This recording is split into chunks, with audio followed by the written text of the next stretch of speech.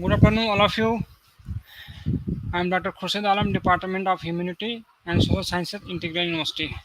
Today, day 13 of this value-added course, and today topic is human rights in Indian perspective.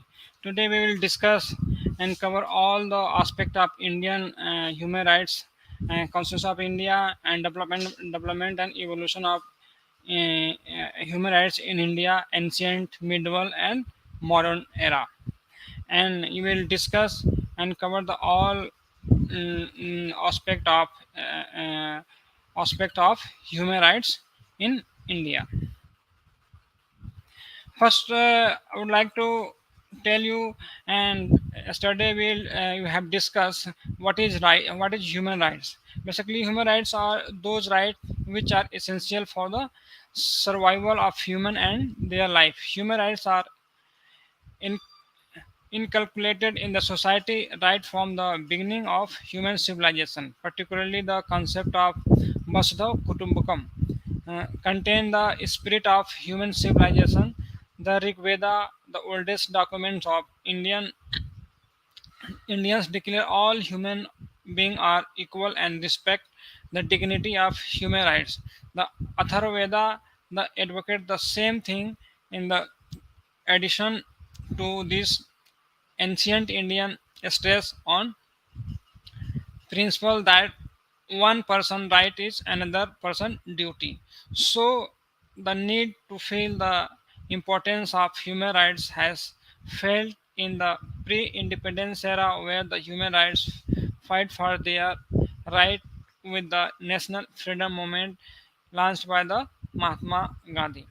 सबसे पहले जाना कि human rights essential being the for all human being for overall development. Human right जो है हर व्यक्ति के लिए जो जन्म लिया है और उसके मृत्यु तक उसके लिए जरूरी है. हर व्यक्ति के पास ह्यूमन राइट्स की जरूरी है क्योंकि उसके ओवरऑल डेवलपमेंट के लिए, social development, personality development and career development के लिए ह्यूमन राइट्स जरूरी है.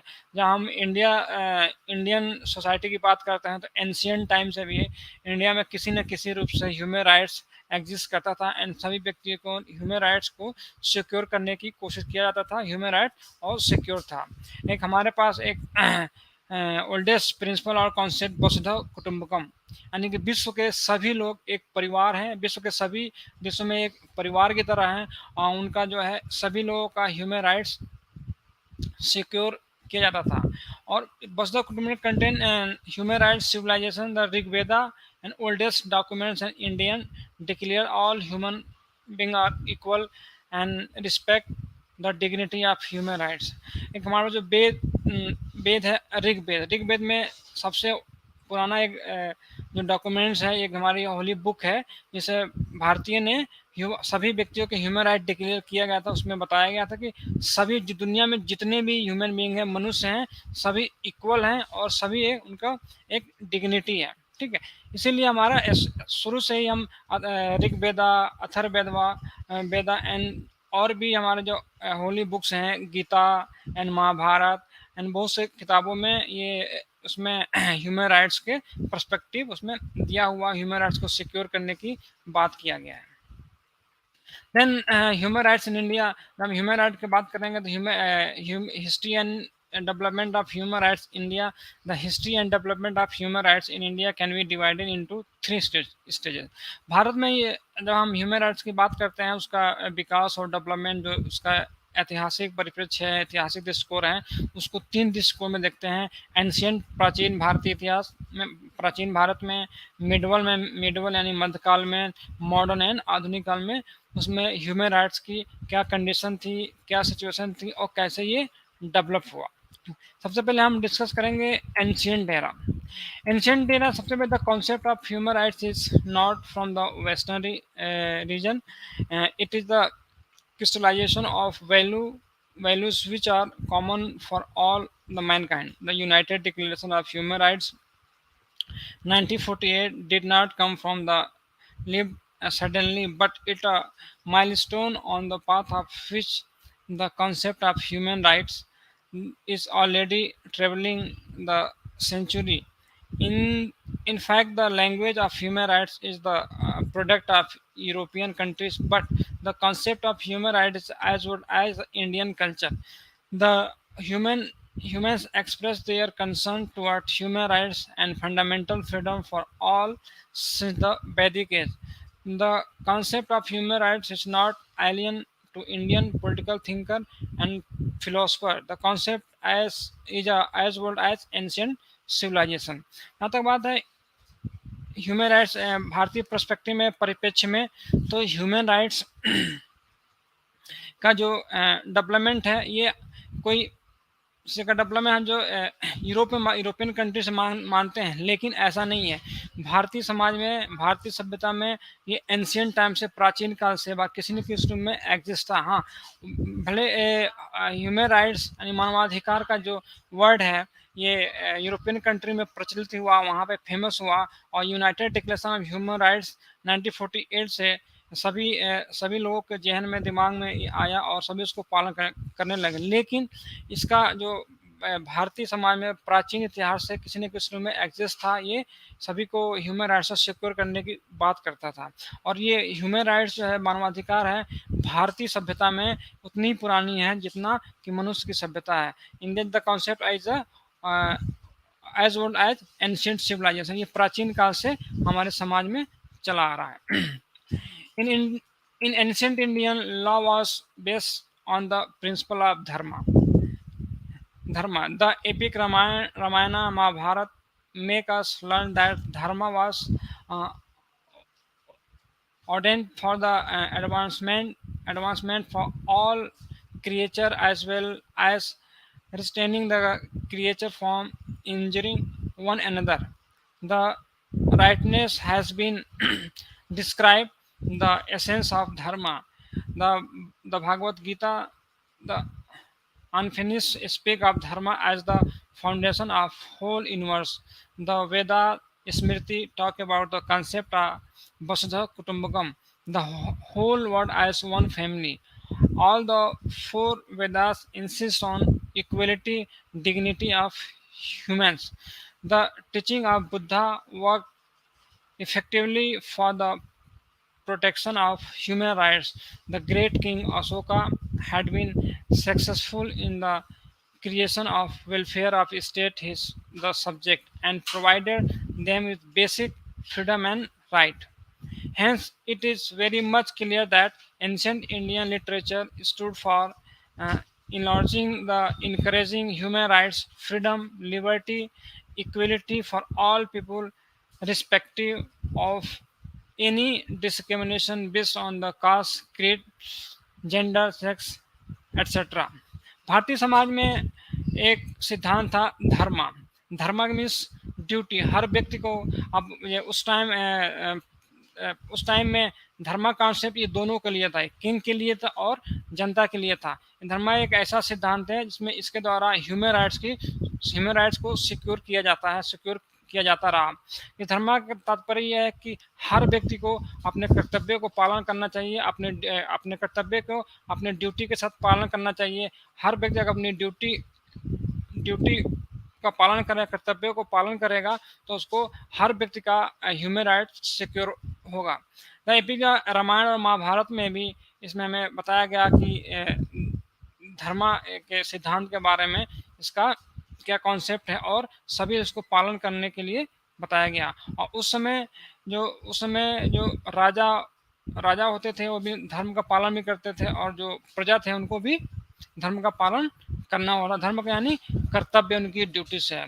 भागवत गीता और तमाम तरह के हमारे जो होली बुक्स हैं उसमें भी धर्म सिद्धांत के बारे में दिया गया कि ये एक फाउंडेशन है, यूनिवर्स है, जो सभी को ह्यूमन राइट्स को सिक्योर करता है।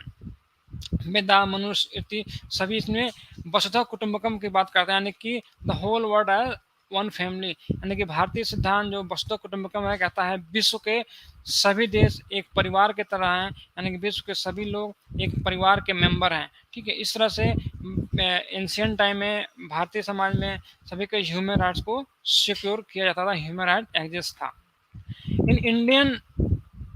In ancient Indian, the concept of human rights can be paired back from the Vedas period of 15th century BC. There were wide range of stories pronouncement found which showed their way to the concept of human rights.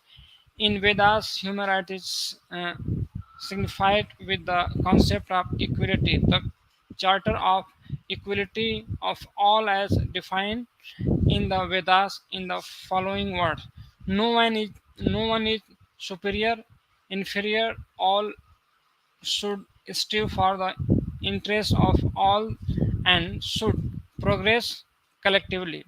Kautilya beautiful sum up the concept of welfare state by saying that happiness of the state lie in the happiness of his subject. Under the period of civil and legal rights first formulated by Manu, but also added a number of economic rights from the fact and story. It is truly relieved that the story under Vedic period as well period was stimulated and organized and committed towards human rights. The importance of human rights were well, well supported by Jainism, Buddhism, and other minority religions. Human rights are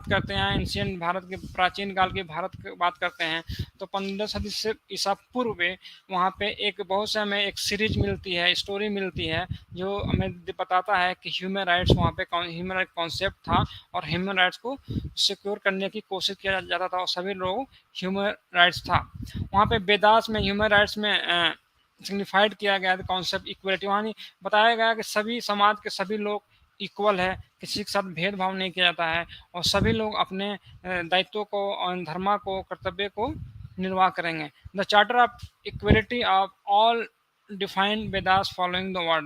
No one is superior and inferior. All should be strive for the interest of all and should progress collectively. इसमें कहा गया कि समाज में कोई व्यक्ति ऊंचा नीचा नहीं है सभी के हित के लिए समान कलेक्टिव रूप से प्रोग्रेस करते थे और काम करते हैं कौटिल्य हमारे मौर्य काल की बात करें तो चाणक्य कौटिल्य जो उनकी बुक अर्थशास्त्र है उसमें भी ह्यूमन राइट्स कॉन्सेप्ट का कॉन्सेप्ट हमें देखने को मिलता है पढ़ने को मिलता है उन्होंने एक वेलफेयर स्टेट का कॉन्सेप्ट लाया और इन वेलफेयर स्टेट उस समय मौर्य काल में एस्टेब्लिश करने की कोशिश किया गया था और सभी लोगों ने उन्होंने कहा कि समाज में देश की जो हैप्पीनेस है वो स्टेट का सब्जेक्ट है और राज्य का दायित्व है सभी लोगों को खुश रहना रखना और उनके हितों को पूर्ति करना उनके राइट्स को सिक्योर करना ये राजा का कर्तव्य है कौटिल्य एक पॉलिटिक्स या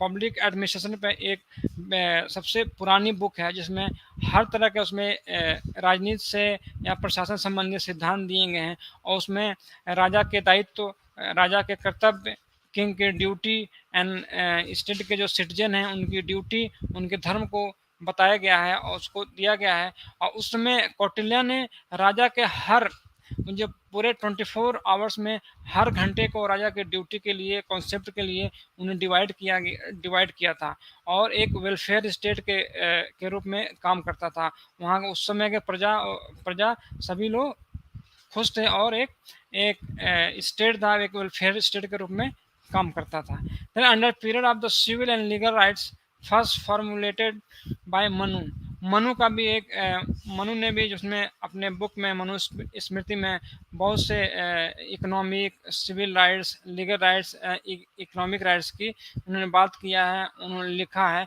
एक स्टोरी एक सीरीज भी उसकी हमारे पास अवेलेबल है उनके बुक में and the important of human rights were all supported by the Jainism, Buddhism and other minority religion। और हमारे प्राचीन टाइम में जो जो प्रमुख धर्म थे, जैन और बुद्धिज्म, वो भी ह्यूमन राइट्स को सिक्योर करने की बात करते हैं। ह्यूमन राइट्स सिक्योर उसमें भी था।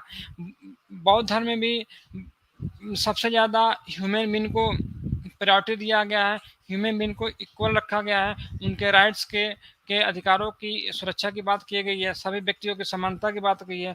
और जैन धर्म का कॉन्सेप्ट है इक्वलिटी, यानी कि सभी व्यक्ति इक्वल है, उसमें किसी तरह का भेदभाव या किसी तरह का डिस्क्रिमिनेशन नहीं है। तो जैन सिद्धांतों बौद्ध सिद्धांतों में, बौद्ध धर्म के सिद्धांतों में भी हमें ह्यूमन राइट्स की झलक मिलती है। उसमें ह्यूमन राइट्स मौजूद था और लोग ह्यूमन राइट्स को सिक्योर करते थे और सभी लोग अपनी ड्यूटी को निभाते थे और ह्यूमन राइट्स को एंजॉय भी करते थे। जैनिज्म में भी उसमें इक्वलिटी की बात कही है, अनटचेबिलिटी की बात कही है, तो सभी लोगों को ह्यूमन राइट्स वहाँ भी सिक्योर करता है। ठीक है, फिर जब आते हैं हम अशोका रिजीम में, अशोका जो उनके बहुत से लेख है, आर्टिकल है, इंस्क्राइब्स हैं, उनको बोलते हैं अशोका इंस्क्रिप्शन ने describe the all men are my children and just desire for my children that they may enjoy every kind of prosperity and happiness with in this world and the next, and also I desire the same all men। In fact the king of Asoka worked in the all day and night। Ashoka कहते हैं कि जनता जितने भी मेरी प्रजा है सभी मेरे बच्चे हैं, सभी के डिजायर के लिए, उनकी आवश्यकताएं के लिए वो काम करता है। जिस तरह के पिता अपने बच्चे की आवश्यकताएं के लिए काम करता है, उसी लिए अशोका भी अपने प्रजा के लिए काम करते थे। अशोक अपने प्रजा को अपना बच्चा मानते थे, इसलिए उसके डे एंड नाइट, दिन और रात उसके लिए डेवलपमेंट के लिए काम करते थे और ह्यूमन राइट्स को सिक्योर करते थे। Human rights in the medieval India, जब हम बात करते हैं मिडवल इंडिया का, तो मिडवल इंडिया में the medieval period of signify the Muslim era in India. उसने मुस्लिम शासकों, जिसमें मुगल पीरियड पीरियड आ जाएगा, उसके मुगल सल्तनत एंड गुलाम वंश, तुगलक वंश, ये तमाम तरह के डायनेस्टी आते हैं। इसमें ह्यूमन राइट्स के बारे में बहुत कुछ सिक्योर नहीं मिलता है। एक the human right period significant Muslim era in India, the pre Mughal period saw the existence of social, political, cultural, and religious right, but with the advance of Mughal, the concept of human rights got lost in dark। But rule in India was the founded on the basis of principle of human dignity, equality, justice, and was essentially the autocratic, theocratic, and irresponsible device, divide of the idea of rule of law, morality, justice, tolerance, social harmony. And some of Mughal ruler, especially Akbar the Great, brought about the basic change in the style of Mughal administration. He adopted a policy for tolerance and non-discrimination towards Hindus and saw that no injustice is committed in his realm. His policy of tolerance and non-admission toward the was followed by his son Jahangir. Akbar period 1526 and 1605 showed that the great great regard was given to the social, religious, and political rights in his religious policy, Deen-e-Ilahi, divine religious. He tried to preach the idea of secularism and religious tolerance। जब हम medieval period की बात करते हैं, मुगल काल की बात करते हैं, तो उस समय ह्यूमन राइट्स एंड इक्वलिटी पे ज़्यादा फोकस नहीं किया गया, क्योंकि वो ह्यूमन राइट्स को लेके सबके डार्क एरा के रूप में हम लोग जानते हैं, क्योंकि उसमें ये ह्यूमन राइट्स का बहुत को नुकसान हुआ था उस समय, क्योंकि जो उस समय मुगल शासन था वो ह्यूमन राइट्स को सिक्योर नहीं किया। हाँ, उसके बाद जो अकबर का काल आता है, उस समय अकबर ने अपने जो प्रीवियस जो रिजिम था, जो किंग थे, तो उनके जो जो मेथड था एडमिनिस्ट्रेशन, उसको चेंज करने की कोशिश किया। और अकबर का जो पीरियड था 1526 से फाइव तक एक हमें देखने को मिलता है कि हाँ उन्होंने कुछ वहाँ पे जो इंडियन लोगों को हैं, भारतीयों को उसमें कुछ सोशल, सामाजिक, राजनीतिक और धार्मिक राइट्स देने की बात करता है, कुछ छूट देता है।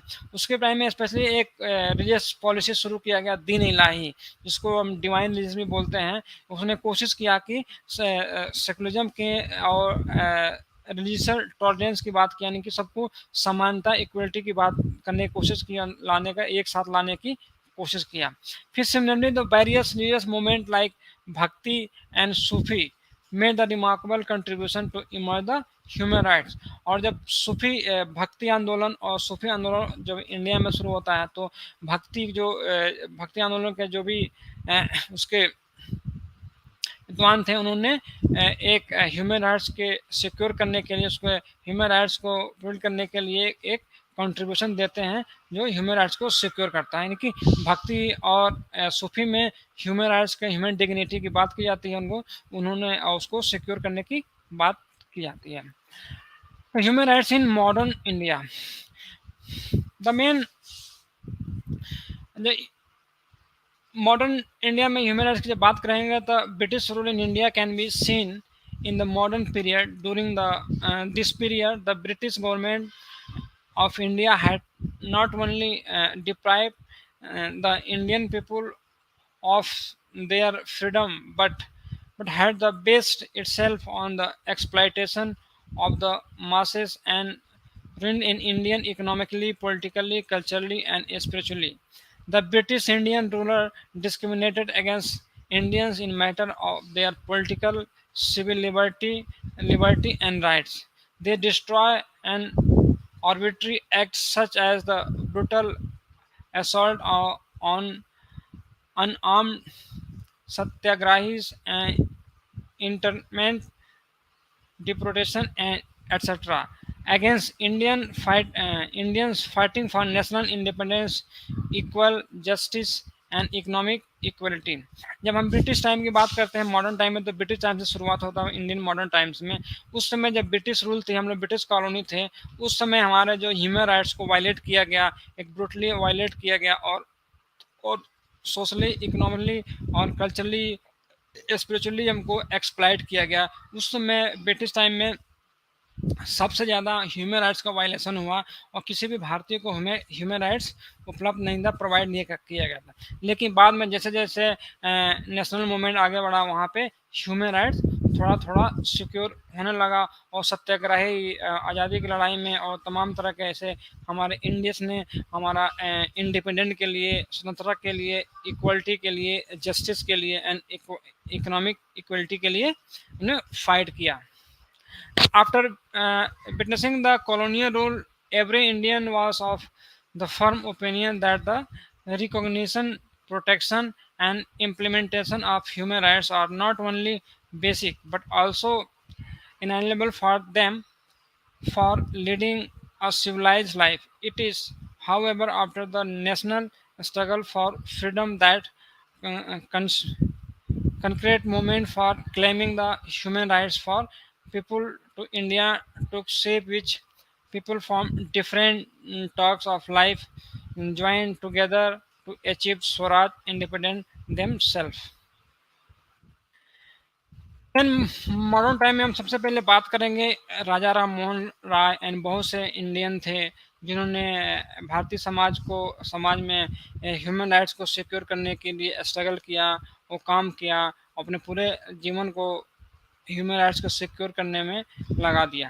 जैसे हम सबसे पहले बात करते हैं कि भारतीय आधुनिक भारत के जन्मदाता राजा राम मोहन राय, जो one of the greatest rationalist and creative thinker of his age, led India in an earlier period for her transformation from feudalism to modernity.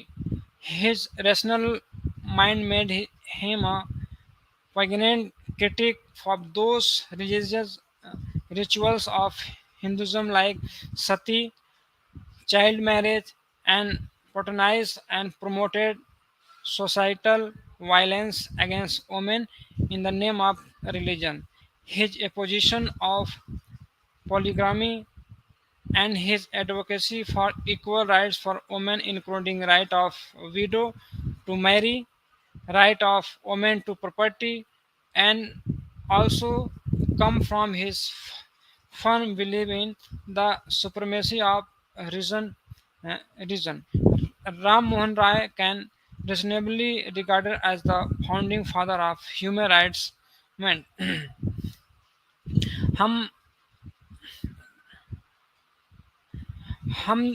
जब हम बात करते हैं राजा राम मोहन राय की, तो सबसे पहले उन्होंने ही भारत में एक हमारे जो उस समय कुरीतियाँ चल रही थी, जैसे कि सती प्रथा थी, ये बाल विवाह थी, चाइल्ड मैरिज थी, और इसके खिलाफ उन्होंने आवाज़ उठाया, और सबसे पहले वो वुमेन्स राइट्स को सिक्योर करने की बात किया। उन्होंने वुमेन राइट्स पे काम किया। उन्होंने ब्रह्म समाज नामक एक संस्था को स्थापना किया, और उसके माध्यम से भारतीय समाज में जितनी भी कुरीतियाँ थी, बुराइयाँ थी, उसको दूर करने की कोशिश किया और उस पर काम किया, और बहुत हद तक उन्होंने सफलता भी पाया।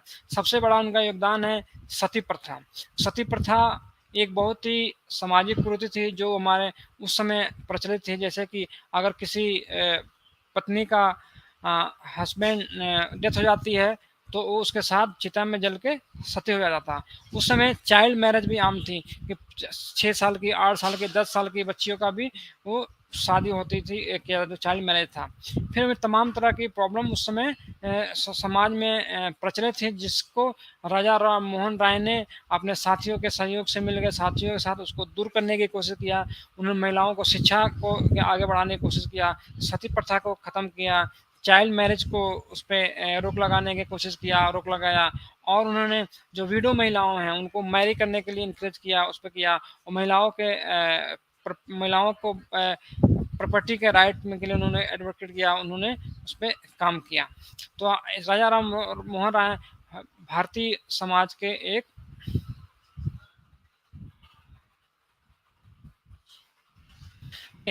Concern the effort made by Indian national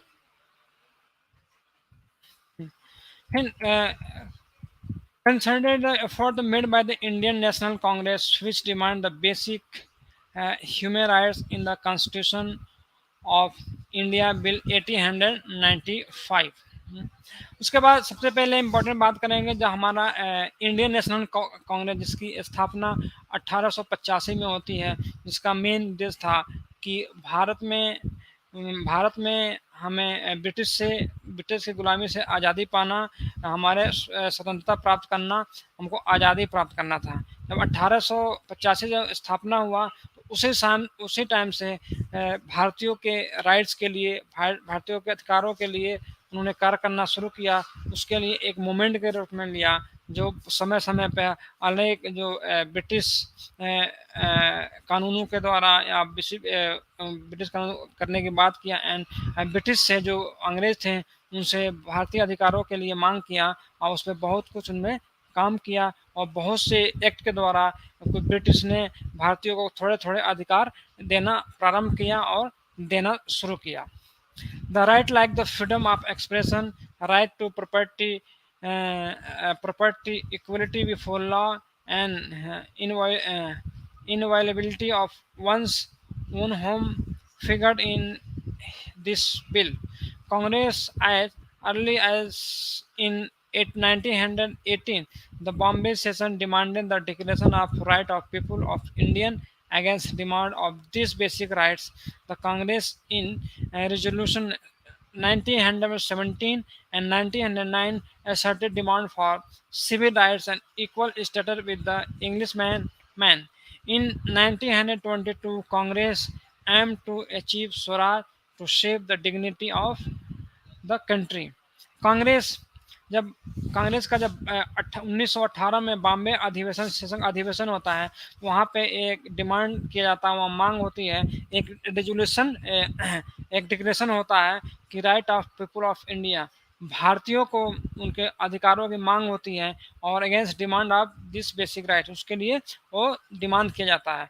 फिर कांग्रेस ने अपने रेजोल्यूशन में 1917 में, 1919 में इसकी डिमांड किया कि civil rights and equal status with the English man. तो कांग्रेस ने अपने अनेक एक जो अधिवेशनों में जो समय समय पे होते थे, उस अधिवेशन के माध्यम से एक रेजोल्यूशन पास करके कि भारतीयों के लिए equality, social rights, civil rights, economic rights, political rights, administrative rights and equal status की बात किया था। उस समय सबसे पहले डिमांड थी कि इंडियन और इंग्लिश मैन को एक इक्वल समझा जाए, वो इक्वल माना जाए। ब्रिटिश ब्रिटिश जो रूलर थे उस समय इंडियन को और ब्रिटिश जो मैन को उनके इक्वल नहीं मानते थे, उनके साथ डिस्क्रिमिनेशन करते थे, भेदभाव करते थे, और रंग के आधार पे उनको भेदभाव किया जाता था। उनको एज अ ब्लैक मैन, काला करके भी ब्रिटिश उसको संबोधित करते थे और बुलाते थे। इसी तरह भारतीय राष्ट्रीय कांग्रेस ने अपने अधिवेशनों में समय समय पे भारतीयों के लिए सामाजिक, आर्थिक, राजनीतिक अधिकारों की मांग किया, इक्वलिटी, इक्वल स्टेटस की बात किया, और और जो हो रहे उस समय हो रहे डिस्क्रिमिनेशन के अगेंस्ट में उन्होंने आंदोलन चलाया, और उसके लिए उसके एक कानून बनाने की मांग की। ऐसे कंट्री में एक स्वराज स्थापित करने के लिए उन्होंने मांग किया, यानी कि एक इस देश में जो भारतीय हैं उनके द्वारा स्वशासन किया जाए, जिससे वो अपने अधिकारों को, अपने ह्यूमन राइट्स को सिक्योर किया कर सकें। A series of resolutions were passed by between 1917 and 1909 for demanding civil rights, equality. Another major development was drafted Mrs. Besant Commonwealth in 1925. The bill contained the list of seven fundamental rights. इस तरह कांग्रेस ने एक series अपने resolution का एक series पास किया, जो 1917 से 1919 तक वो उन्होंने पास करा था। लेकिन ये बेसेंट ने कॉमनवेल्थ के 1925 में एक बिल कंटेंट किया, लिस्ट में 7 फंडामेंटल राइट्स की उन्होंने मांग किया। लिबर्टी ऑफ पर्सन यानी व्यक्ति की स्वतंत्रता, freedom of consciousness and free profession practice and religion. व्यक्ति की स्वतंत्रता की बात की, व्यक्ति के अपने एक फ्री प्रोफेशन होना चाहिए। जो व्यक्ति जो चाहे, जो प्रोफेशन करना चाहे, उसको प्रोफेशन कर सकता हो, और उसके लिए एक प्रैक्टिस ऑफ रिलीजन, हर व्यक्ति को अपने धर्म को मानने, किसी धर्म मानने को फ्रीडम होना चाहिए, उनको आज़ादी होना चाहिए। जो व्यक्ति जिस धर्म को मानना चाहे उस धर्म को मान सके, इन्होंने एक डिमांड किया। फिर फ्री एक्सप्रेशन ऑफ ओपिनियन, यानी कि एक अभिव्यक्ति की आज़ादी, फ्री अभिव्यक्ति आज़ादी, हर व्यक्ति को अभिव्यक्त करने का, अपने ओपिनियन रखने का, अपनी बात करने का एक फ्रीडम होना चाहिए, स्वतंत्रता होनी चाहिए। नेक्स्ट फोर्थ है फ्री एलिमेंट्री एजुकेशन। हाँ, उस कॉमनवेल्थ 1925 के बिल में फ्री एलिमेंट्री एजुकेशन यानी कि प्राथमिक शिक्षा फ्री होनी चाहिए, इसकी डिमांड किया गया, इसकी बात किया गया। Use of road, public places, court of justice and the like equality before the law irrespective of consideration of nationality. यानी उस पर छठा था कि equality before the law irrespective the consideration of the nationality. Equality of sex, यानी कि समान gender में समानता होना चाहिए, किसी में किसी महिला पुरुष के रूप में किसी तरह का भेदभाव नहीं होना चाहिए। The resolution was passed in 1927, which came in effect in May 1928. Motilal Nehru as its chairman. It is known as the Nehru Report, which declared that the first concern of Indian was to secure the fundamental rights that had been denied to them. 1927 में एक resolution pass करके 1928 में एक मोतीलाल नेहरू की अध्यक्षता में committee गठित किया गया, जिससे भारतीयों को एक फंडामेंटल राइट्स के लिए बात किया गया और फंडामेंटल राइट की डिमांड किया गया। The rights emphasised by the Motilal Nehru this are below: personal liberty, in inability of dwelling of places of property, freedom of consciousness, of profession and practice of religion, express of opinion, and the right to assemble mm, peaceably without arm, and to form association, free elementary education, equality for all before the law, and right to right habeas corpus.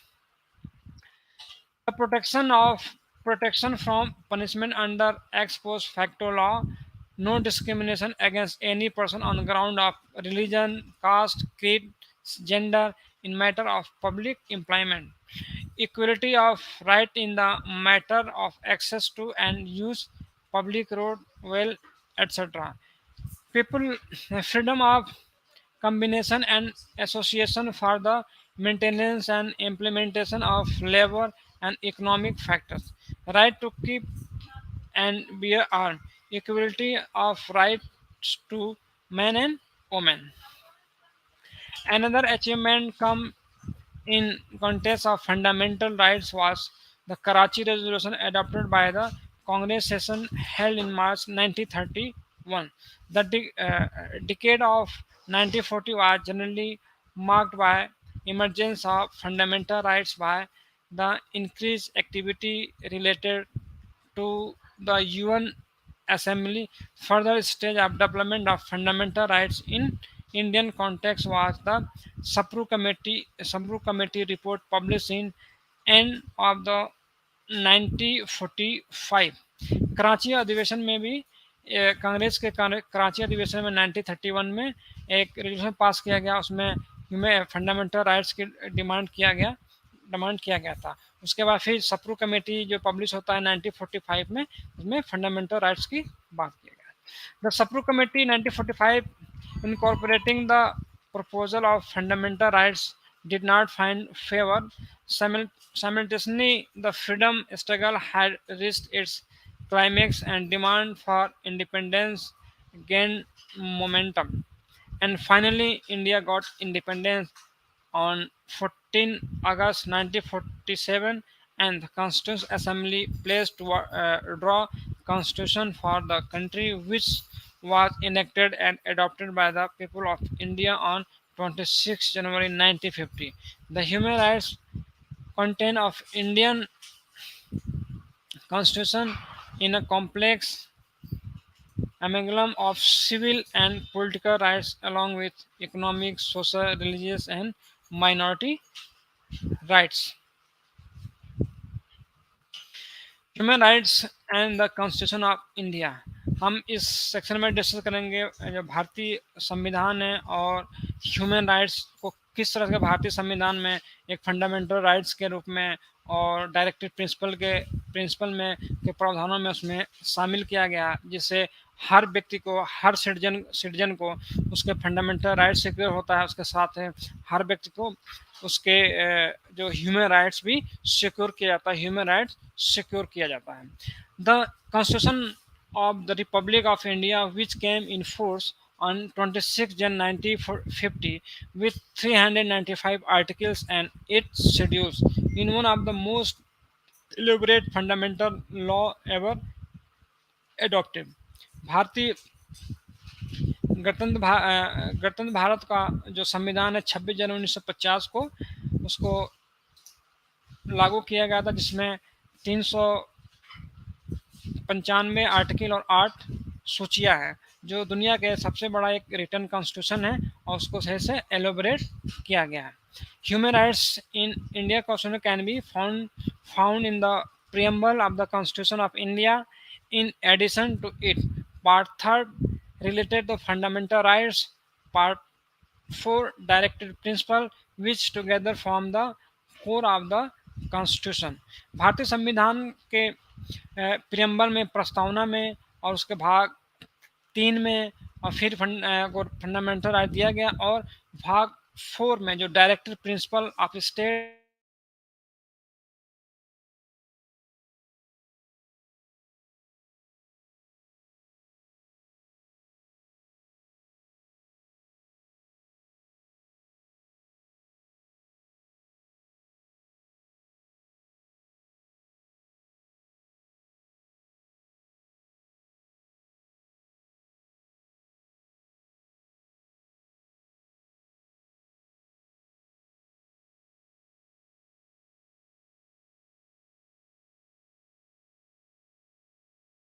faith, worship, equality of status and opportunity, and to promote among them all fraternity, assuring the dignity of the individual and the unity and dignity of the nation. In our Constitution, Constituent Assembly, this 26th day, November 20, 1949, to hereby adopt the give to ourselves this constitution.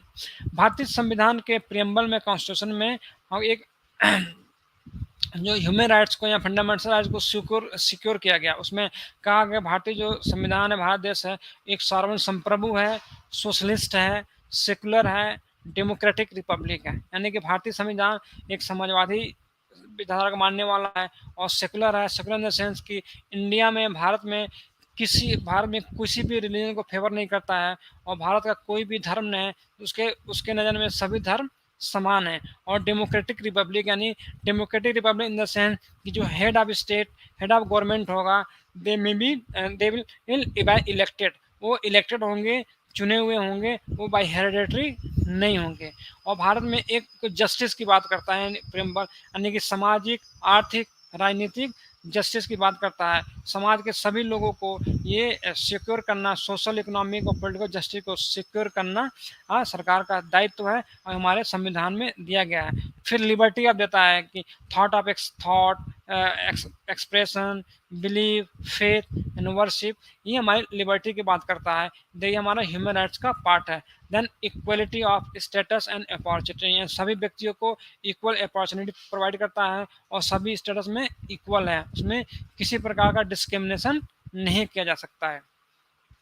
And Indian constitution and fundamental rights, जब भी हम Indian constitution की बात करते हैं तो fundamental rights जो है, एक उसको राइट दिया गया है जो एक सभी पब्लिक को, सभी जनता को, सभी लोगों को एक ह्यूमन राइट्स को सिक्योर करता है।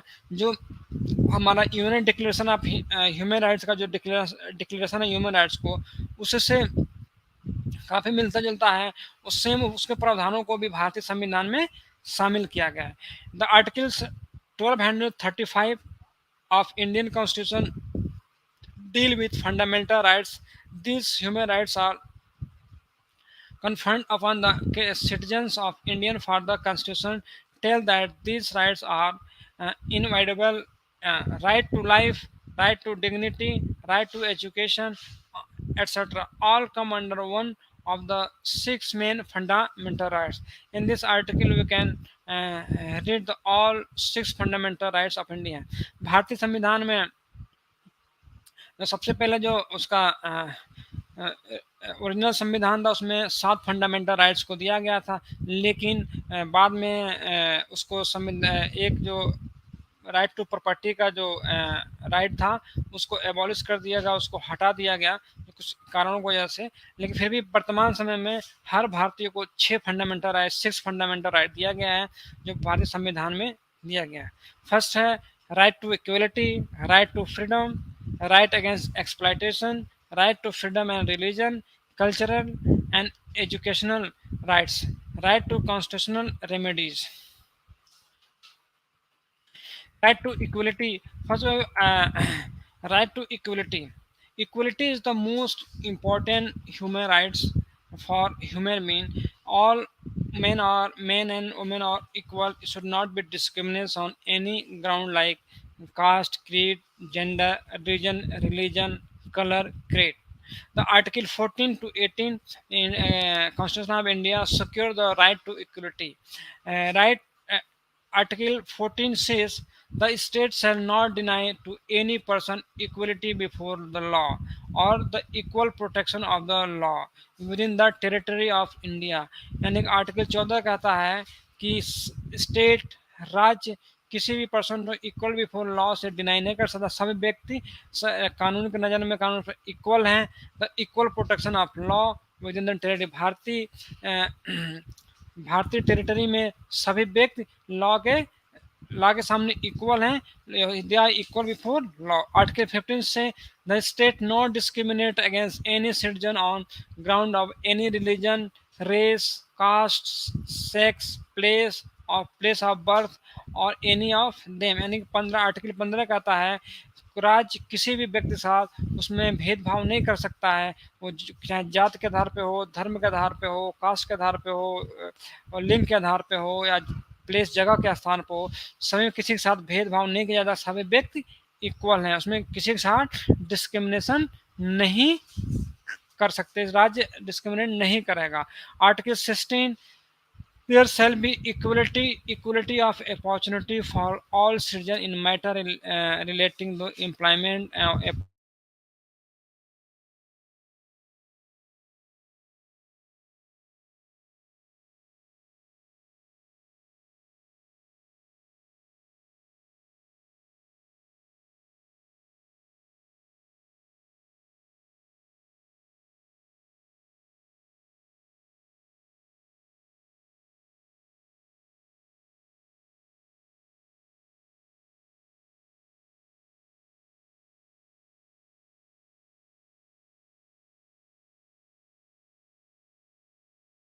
को ये फंडामेंटल राइट्स है।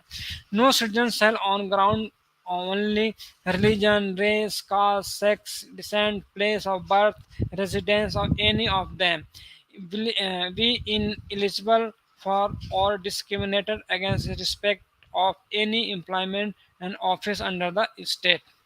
आर्टिकल 70 कहता है untouchability is abolish and it's practice in any form is for forbidden. The enforcement of any disability arising the untouchability shall be an offense punishable or in accordance with law. Article 70 कहता है untouchability, छुआछूत का भेदभाव किसी भी रूप में exist नहीं करेगा, वो कानूनी रूप से दंडात्मक है, और कोई भी इसको प्रैक्टिस करता है वो दंड का भागी, और कानून के नजर में उसको दंड दिया जाएगा। फिर right to freedom, article 19 to 22। Article 19 says all citizens shall have the right freedom of speech, freedom of expression, freedom of assembly without arms, freedom of association, freedom of practice any profession, freedom of reside in any part of the country. Article 19 कहता है कि freedom of speech, कुछ भी आपको अभिव्यक्ति की आज़ादी होगी, कुछ भी बोलने की आज़ादी होगी। फिर फ्रीडम ऑफ एक्सप्रेशन, आप कुछ भी आपकी इच्छा को जाहिर कर सकते हैं, वो आपको आप फ्रीडम ऑफ एक्सप्रेशन दिया गया है। Freedom of assembly without arm, आप असेंबल हो सकते हैं किसी के लिए बिना आर्म यानी हथियार के बिना किसी ग्रुप में असेंबल हो सकते हैं। आप कोई समूह बना सकते हैं, कोई संगठन बना सकते हैं। ये आपको 6 फंडामेंटल राइट्स आर्टिकल 19 में प्रोवाइड किया। Then article 20, this article deal with the protection in the respect of conviction of for the certain form of offense. No person shall be uh, convicted of any offense except for violation of a law in force at the time of commission of the act charged as an offense, nor be subjected to the penalty greater than that which might have been inflicted under the law in enforce the time of commission of the offense. Article 21, no person who arrested shall be deprived of his life or personal liberty except according to procedure established by law. Article 22, no person who is arrested shall be detained in custody without being informed as may be of ground of such arrest no shall be he denied the right to consult and to the defend by a legal practitioner of the his choice. Right against exploitation, Article 23 and 24 of the Indian Constitution. Article 23, the traffic in a human being and gear and similar form of force, labor and prohibited, and the contr- contravention of his provision shall be an offense punishable in the accordance with the law. Article 24, no child below the age of 14 years shall be employed in work in any factory or mine and engage in any other hazardous employment. And right to freedom and religion, article 25 to 28. Article 25, subject to public order, morality, health, and to the other provision of this part, all persons are equal entitled to freedom of conscience and the right freely equal profession, practice, and propagate the religion. 26. Subject to public order, morality, and health, every leisure domination of any person shall have right to freedom to manage religious affair. Article 27. No person shall be compelled to pay any taxes processed with the specifically appropriate and the payment expansion for the promotion and maintenance for practicing religious and religious domination. Article 28. Every citizen shall have freedom as attendance at religious instruction to religion was in certain education institution, but religion instruction shall be provided and the education institution wholly maintained of the state. Cultural and educational right. Article 29 and 30 in Constitution of India provide the minority rights and cultural and education rights. The minority right to secure their tradition, culture, and educational institution. Article 1929, any section of this citizens residing in the territory of India, the part of thereof having a distinct language, spirit, culture, and so on, have the right conversed on the same. No citizen shall be denied admission to any educational institution maintained by the state and receiving the aid of the state fund ground of any religion, race, caste, and language, any of them. Article 30. All minority, whether based on religion or language, shall have the right to establish and administer educational institution of the choice. Article 30 में minority rights की बात किया गया, जो अपने education संस्था स्थापित कर सकते हैं, उसको रन कर सकते हैं. Right to constitutional remedies, article 32 में कॉन्स्टिट्यूशनल रेमेडीज की बात किया है, जिसको डॉक्टर भीमराव अंबेडकर ने heart and soul of the constitution बोला है. अगर किसी व्यक्ति का फंडामेंटल राइट्स को वायलेट होता है, they can go direct supreme court and high court for remedies. And human rights and directive principle. Human and directive principles of the state policy. These principles are abolished the part 4 Constitution of India. In secure the human rights also. They are basically classification of the this principle of three categories. First, socialistic principle, guardian principle, and liberal and intellectual principle. Socialistic principles, Article 28, promoting welfare of the society, securing the social order, promulgated justice. Article 19, to secure the right to adequate means of livelihood, equitable distribution of the material resources, the community of the common goods, prevention of concentration of wealth, means production, equal pay, equal work, men, and prevention of the wealth, workplace, children, and against the forcible abuse. Opportunity for all health development of children. Article 29, promote equal justice and to provide free legal aid to poor. Article 41, to secure the right to work, to education, to publish the assistance in case of the unemployment, old age, and sickness and disablement. And Article 42, make provision for just human condition for the work and maternity relief. Article 43, secure living wages and decent standard of life and social and cultural opportunity for all workers. And Article 43A, step to secure the participation of workers in the management of industry. Article 47, raise the level of nutrition and standard living of the people, improve the wealth. Then Guardian Principle, Article 40, 43, 43B, 46, 47, and 48, 50, 51, and 50. For Article 40, organize the village panchayat and invite them to the necessary power. Article 43, promote cottage industry, involve the cooperative. Then Article 43, promote the function of cooperative society. 46, promotion education and economic interests of SC, ST, other weaker section of the society. ठीक. And these are Gandhian principle of directive principle of state. And Article 49, promote monument places and objects of the article of historic inter 52, separate judiciary from the executive of 51, to promote international peace and security. And liberal intellectual principles, article 44, 45, 40, and 48. 44, to secure uniform civil code for all. 45, to provide early childhood care until 6 years of age. Article 48, to organize agriculture, animal, and husbandry on modern scientific lines. And Article 48, to protect improvement and environment and safeguard forest and wildlife.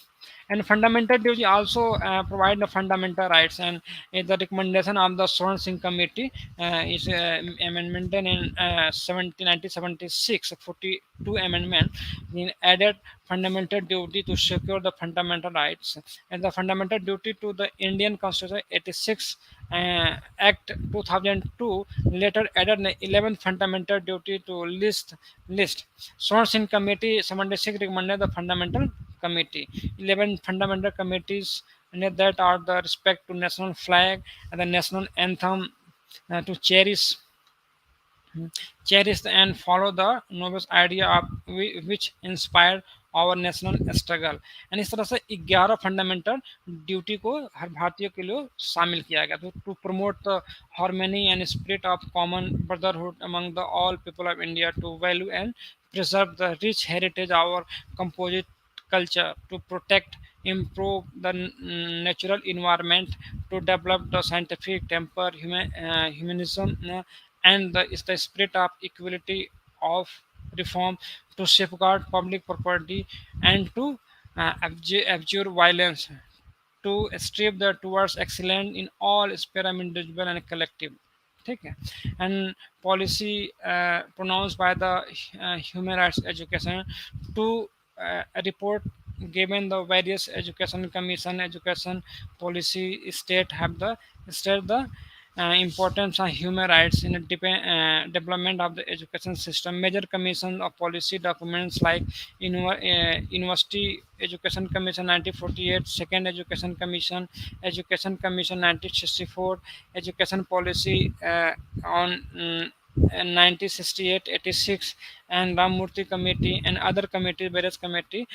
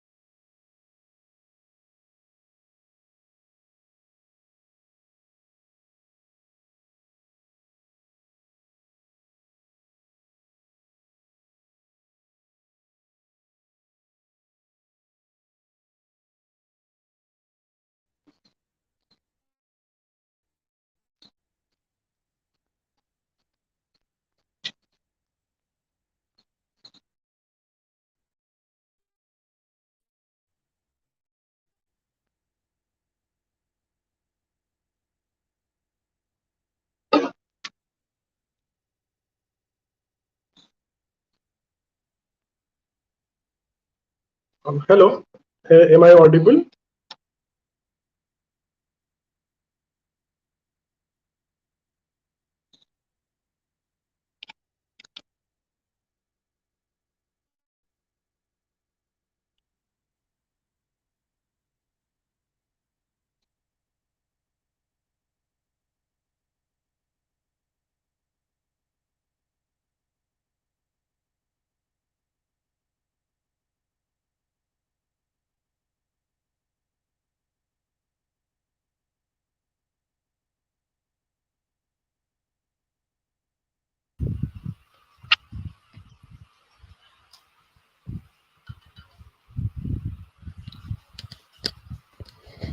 Hello, sir.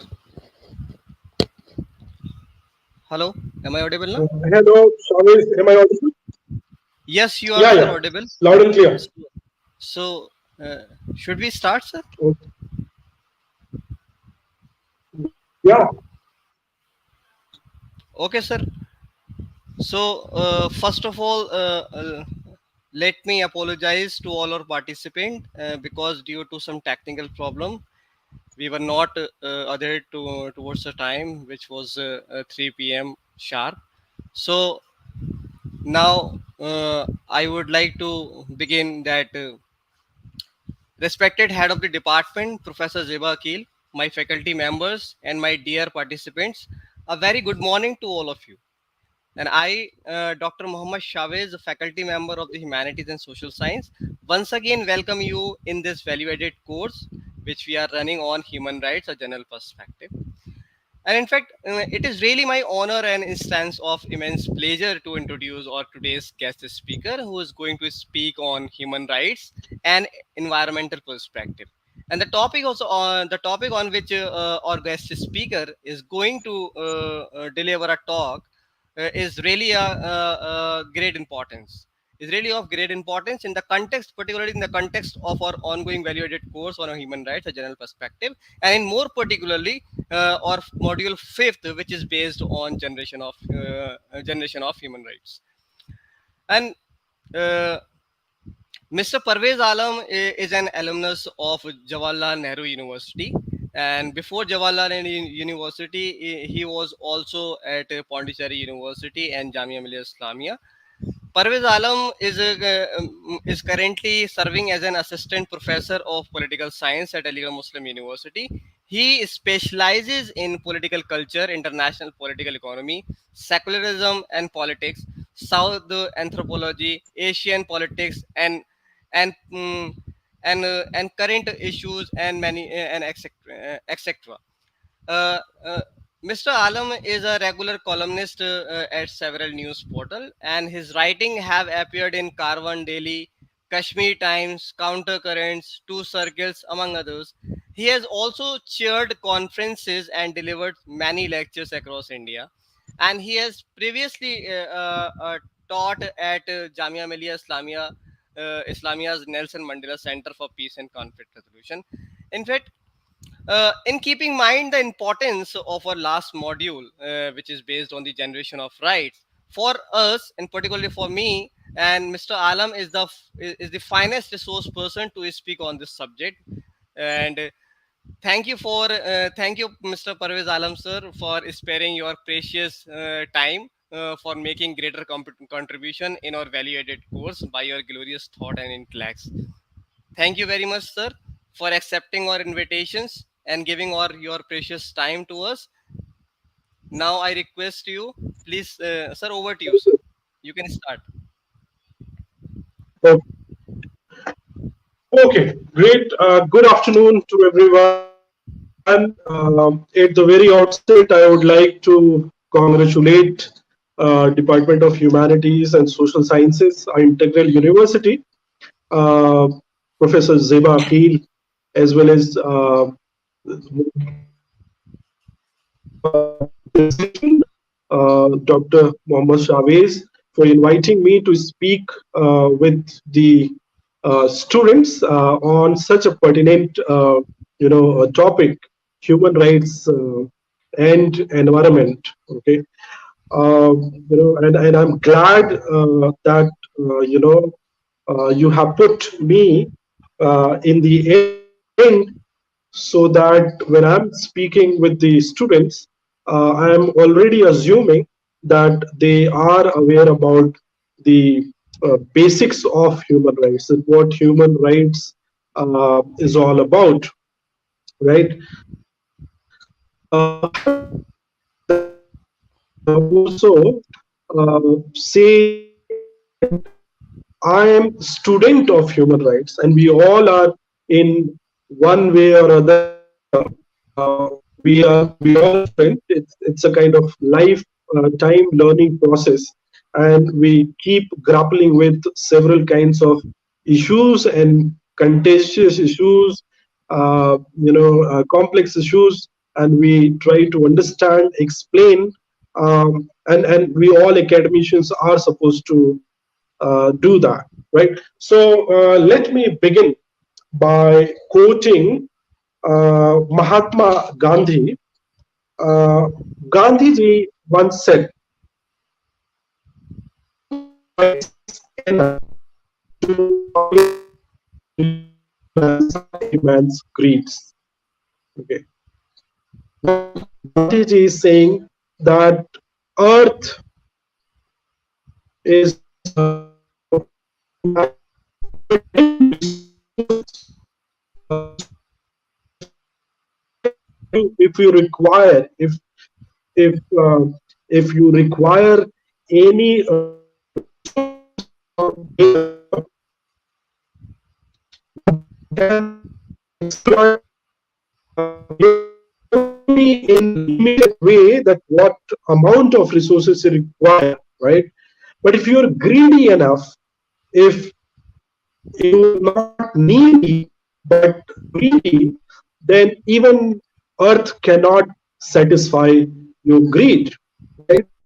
So we all, I mean, from our childhood days, we all talk about that, this person or that person is such a greedy person, right? And greedy person, I mean, is kind of a never ending person, right? There's no limit of the greed, right? If you have become a greedy person, then you will not limit yourself, right? So greed multiplies greed, and then you try to have all among others, right?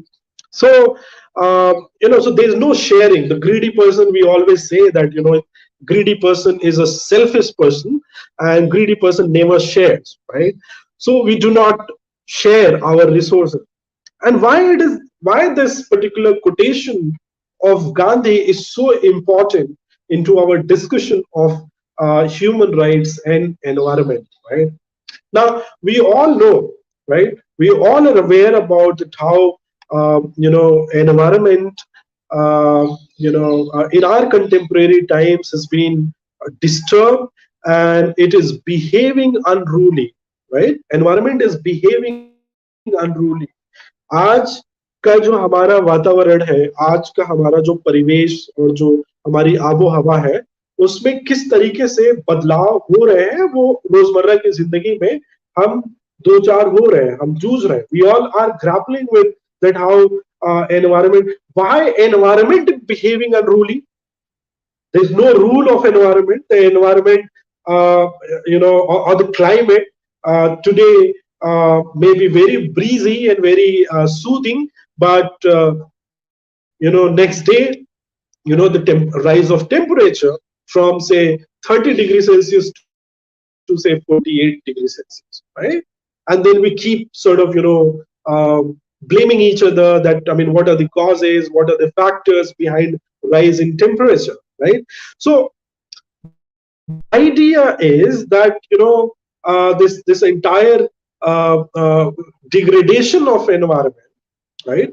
That we have exploited our nature, our environmental resources in such a way that ultimately it gives back to us in a very different way, right? If we are using resources in judicious way, अगर हम अपनी जरूरत के मुताबिक अगर resources को, जो वातावरण हमें दे रहा है, जो पर्यावरण हमें दे रहा है, उन पर्यावरण के जो रिसोर्सेस को अगर हम अच्छे तरीके से और जरूरत के मुताबिक अगर हम इस्तेमाल करते हैं, तो हम उस तरीके की आइडिया को हम बोलते हैं कि हम सतत तरीके से, सस्टेनेबल तरीके से हम चीजों का इस्तेमाल करते हैं। लेकिन दुनिया में जो हम सब देख रहे हैं कि किस तरीके से सूखा पड़ता है, किस तरीके से लोग बाढ़ से जूझते हैं, किस तरीके से प्रदूषण से जो है लोग जूझ रहे हैं, उससे हमें ये पता चलता है कि पूरी दुनिया में एक होड़ मची हुई है। Race to become healthy. There is race to sort of develop and progress, right? But there is no intent of developing in terms of sustaining the development, right? We all in the rat race to just grab all the resources in a very selfish way, right? So when I'm saying that, I'm assuming that you are already aware about human rights, right? Human rights means the basics of human rights. Of course, we all are learning in one way or other, but the basic of human rights, I mean, from where that emanates, from where that idea comes, right? So generally, we go back to European scholars, like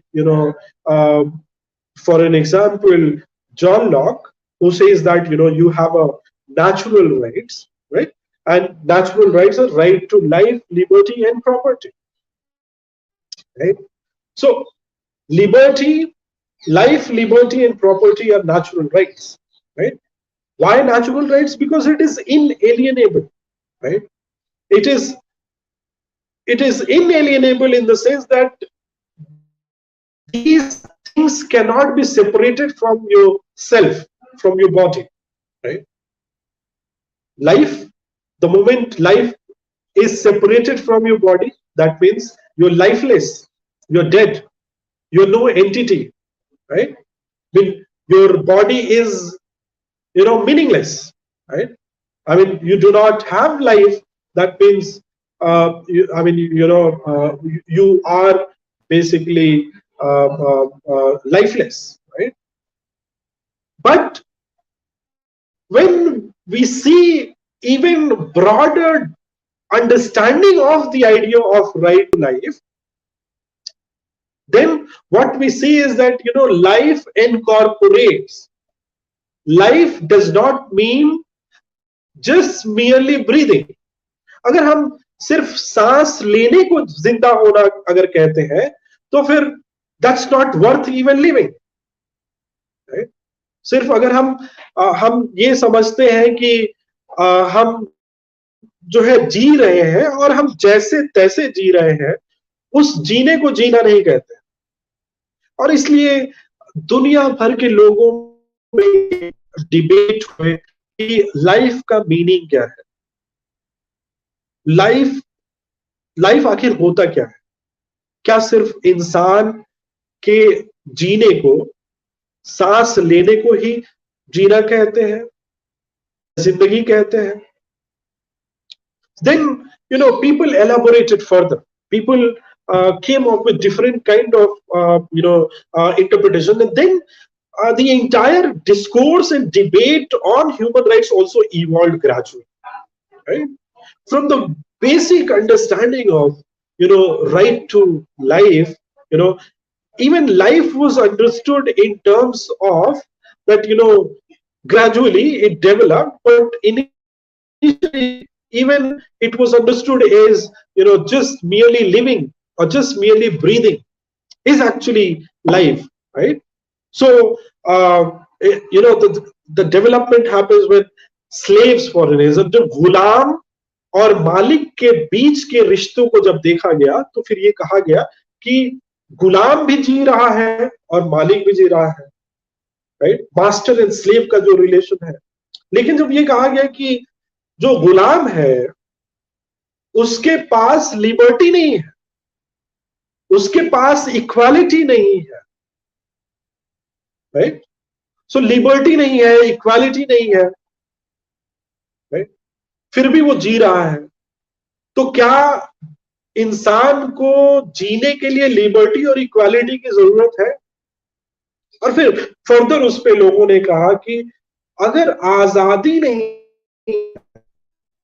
और अगर समानता नहीं है, अगर समान अधिकार अगर किसी को नहीं मिले हैं, तो फिर उस गुलाम की जो है आप डिग्निटी के साथ खिलवाड़ कर। तो कहा क्या गया कि life is not just merely breathing, but life means life with dignity, right? और डिग्निटी में जो कंसेप्ट छुपा हुआ है वो इक्वालिटी है। डिग्निटी में जो कंसेप्ट छुपा हुआ है उसको हम नॉन डिस्क्रिमिनेशन कहते हैं। डिग्निटी में जो कंसेप्ट छुपा हुआ है उसको हम लिबर्टी कहते हैं। डिग्निटी में जो कंसेप्ट छुपा हुआ है उसको हम टॉलरेशन कहते हैं। डिग्निटी में जो कंसेप्ट छुपा हुआ है उसको हम फ्रीडम कहते हैं। तो freedom, liberty, equality, non discrimination, toleration, ये सब कुछ इनकम्पास जब करता है, सब सारी चीजों को जब हम समाहित करते हैं, मिलाते हैं, तब वो लाइफ जो होता है लाइफ विथ डिग्निटी हो जाता है। और लाइफ विथ डिग्निटी मतलब कि सिर्फ मियरली ब्रीदिंग नहीं है, बल्कि डिग्निटी को एनहांस करने के लिए, इंसान के सेल्फ रिस्पेक्ट के साथ अगर आप खिलवा, और यही जेनेसिस है पूरी ह्यूमन राइट्स का, निचोड़ यही है। जो उसके पूरे बैकग्राउंड में जो कंसेप्ट है वो डिग्निटी का कंसेप्ट है। अगर आपने ह्यूमन राइट्स के बारे में बात किया और डिग्निटी के बारे में नहीं बात किया और डिग्निटी को छोड़ दिया, तो ह्यूमन राइट्स को बिल्कुल खोखला कर दिया। और यही बात जब आर्टिकल 21 के अंदर हिंदुस्तान के संदर्भ में मैं ये बात कर रहा हूं, I am talking about in the context Constitution of India, when Article 21 in the Constitution of India talks about right to life, liberty, and personal liberty, right? तो आप right to life, right, right to life आप article 21 के अंदर बात कर रहे हैं। और जब आप देख रहे हैं कि जो हमारा सुप्रीम कोर्ट है, जो मेन इंटरप्रेटर है कॉन्स्टिट्यूशन ऑफ इंडिया का, वो कह रहा है कि राइट टू लाइफ के माने सिर्फ मियरली ब्रीदिंग नहीं है, लाइफ विथ डिग्निटी है। और लाइफ विथ डिग्निटी के माने क्या है? Right to pollution free environment. देखिए कितनी बड़ी बात है। पॉल्यूशन फ्री एनवायरमेंट जो है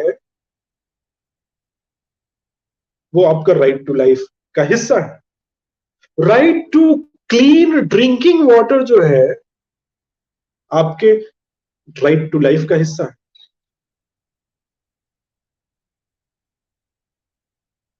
तो आज के कॉन्टेक्स्ट में, आज के डिस्कशन में जब हम बात कर रहे हैं ह्यूमन राइट्स एनवायरमेंट पर्सपेक्टिव से, उसके माने क्या है?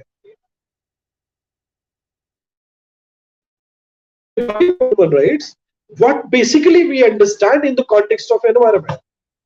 That means that environment must have something to do, while talking about human rights. आपने पिछली क्लासेस में ये पढ़ा होगा, जब आपको कैरेक्टरिस्टिक बताया गया होगा ह्यूमन राइट्स का, तो उसमें आपने कैरेक्टरिस्टिक में पढ़ा होगा कि human rights are always interdependent. Human rights are always interdependent means अगर आप इक्वालिटी की बात कर रहे हैं और लिबर्टी की बात कर रहे हैं, तो आप लिबर्टी को इक्वालिटी के कॉन्टेक्स्ट में ही आप देखेंगे। अगर आप सिर्फ कह रहे हैं कि हम इक्वालिटी की बात नहीं कर रहे हैं और सिर्फ लिबर्टी की बात कर रहे हैं, तो ऐसा मुमकिन नहीं है। यानी कि लिबर्टी और इक्वालिटी के बीच में सिम्बियोटिक रिलेशनशिप है। तो जब हम ह्यूमन राइट्स की बात कर रहे हैं और उसी में हम एनवायरमेंट की बात कर रहे हैं, तो environmental protection is almost interlinked with the conception of human rights. मिसाल के तौर पे मैं आपको आंकड़ा देता हूं। आप आंकड़े के हिसाब से दी डेटा सेज, और ये वर्ल्ड हेल्थ ऑर्गेनाइजेशन का डेटा है। वर्ल्ड हेल्थ ऑर्गेनाइजेशन बहुत बड़ी एजेंसी है, स्पेशलाइज्ड एजेंसी है यूनाइटेड नेशंस की, और उसके मुताबिक इन 2016 globally an estimated 7 million deaths were accounted। 70 lakh लोग मरे सिर्फ 2016 में। और कारण क्या था? वायु पॉल्यूशन। 2 साल पैंडेमिक हमने देखा, कोरोना से हम सब जूझ रहे थे। को मैं अभी भी उसकी 2 सालों में पूरी दुनिया के अंदर मरने वालों की तादाद 65 लाख है, आज का करंट डेटा है। और सिर्फ 1 साल में से एयर पोल्यूशन से मरने वालों की तादाद जो है वो 70 लाख है। यानी कि हर साल 70 लाख है एक ऐसी चीज मर रहे हैं जिसको हम एयर कहते हैं। यानी कि एयर में पोल्यूशन को जब हम ब्रीथ कर रहे हैं तो उससे हमारी जान जा रही है। कोरोना के ऊपर पूरी दुनिया में सरकारों ने बहुत पैसा खर्च किया कोरोना को टैकल करने के, लेकिन हमारी सरकारें एनवायरमेंट को लेकर के कभी कमिटमेंट शो नहीं, जो कि सबसे बड़ा साइलेंट किलर है। अब देखिए किस तरीके से ह्यूमन राइट से ये इंटरडिपेंडेंट है। अल्टीमेटली आप क्या देख रहे हैं कि एयर पोल्यूशन की वजह से राइट टू लाइफ के ऊपर डायरेक्ट इंपैक्ट हो रहा है। यानी राइट टू लाइफ जो एक नेचुरल राइट है जिसको आपसे सेपरेट नहीं किया जा सकता,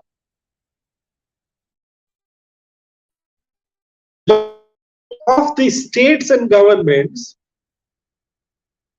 because of that people are losing their lives, right? So environment has, a very important impact on our life, right? And it has a drastic impact on all the, first generation, second generation, third generation, fourth generation, fifth generation, whatever, civil rights, political rights, economic rights, social rights, cultural rights, right? Economic, social, and cultural rights. So whatever you talk about. 10 दिसंबर 1948 को universal declaration of human rights declare होता है, और उसका पहला article ही आपको क्या कह रहा है कि हर इंसान को जीने का अधिकार है, right? Everyone has a right to life, right? और जब आप राइट टू लाइफ की ही बात कर रहे हैं तो आप जुडिशरी ने देखिए, सुप्रीम कोर्ट ऑफ इंडिया ने देखिए, उसमें इतने एक्सपेंशन किए आर्टिकल 21 जो है उसमें इतने एक्सपेंशन की गुंजाइश क्यों है? क्योंकि असल मकसद ये है कि अब अगर मेनका गांधी केस के इंटरप्रिटेशन के हिसाब से और बाकी फर्दर जो है वो judicial Mehta versus union of India और तमाम एमसी मेहता के जो पिटिशंस के हिसाब से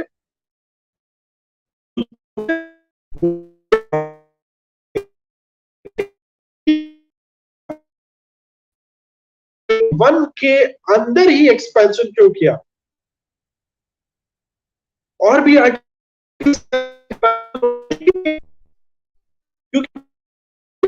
और उस लाइफ को डिग्निफाइड लाइफ बनाने की पूरी कोशिश में ये एक्सपेंशन होते चले गए।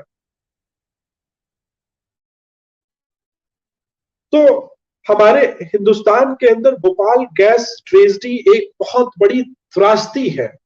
पोस्ट इंडिपेंडेंट इंडिया में भोपाल के अंदर यूनियन कार्बाइड नाम की एक फैक्ट्री एस्टैब्लिश हुई जिसके अंदर से गैस लीक हुआ और वहां के सराउंडिंग में जितने लोग थे वो खत्म हो गए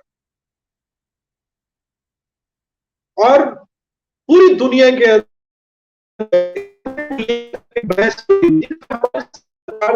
और 1986 में एनवायरमेंटल प्रोटेक्शन एक्ट लेकर के आए और एनवायरमेंटल प्रोटेक्शन में बताया कि एनवायरमेंट क्या है, लैंड है, वाटर है, एयर है, ये सब कुछ एनवायरमेंट है और इसको सरकार की ये कोशिश होनी चाहिए कि कोई भी फैक्ट्री अगर इस्टेब्लिश हो रही है तो उसको आप जब पास करें, उस फैक्ट्री का रजिस्ट्रेशन पास करें तो आप जो है मुतमईन हो, आप सेटिस्फाइड हो कि वो फैक्ट्री जो है वो किसी रेजिडेंशियल कॉलोनी में नहीं होनी चाहिए। उसके अंदर जो गैस लीक हो रहे हैं, जो भी हैजार्डस पॉइजनस गैस लीक हो रहे हैं, वो बिल्कुल फ्रीली जो है एनवायरमेंट में जो है वो एमिट नहीं होने चाहिए। तो एनवायरमेंटल प्रोटेक्शन एक्ट का कॉन्शियसनेस आया, लेकिन ये एनवायरमेंटल प्रोटेक्शन एक्ट का जो कॉन्शियसनेस आया उसके पीछे ऑलरेडी जो है एक पूरी मुहिम पूरी दुनिया में चल रही थी। चाहे वो कॉन्फ्रेंस जो आइडिया ऑफ सस्टेनेबल डेवलपमेंट है उसके बारे में अगर बात करें तो आप देखेंगे कि डेवलपमेंट की जो होड़ पूरी दुनिया में चल रही थी, जो कैपिटलिस्ट मॉडल ऑफ डेवलपमेंट था, इसमें लैंड लेबर और कैपिटल को एक्सप्लॉइट करके और विकास का नाम दिया जा रहा था, उस विकास के अंदर बहुत कॉन्क्रीट स्ट्रक्चर्स बने की कोशिश, विकास का जो पैरामीटर है उसमें आपको जो है आप अगर विकास तभी कर पाएंगे जब आप डिफॉरेस्टेशन करेंगे, जंगलों को काटेंगे, फैक्ट्रियां लगाएंगे, पेड़ लगाने के बजाय फैक्ट्रियां लगाएंगे, तो जंगल को काटेंगे, फैक्ट्री लगाएंगे। आप क्या करेंगे, आप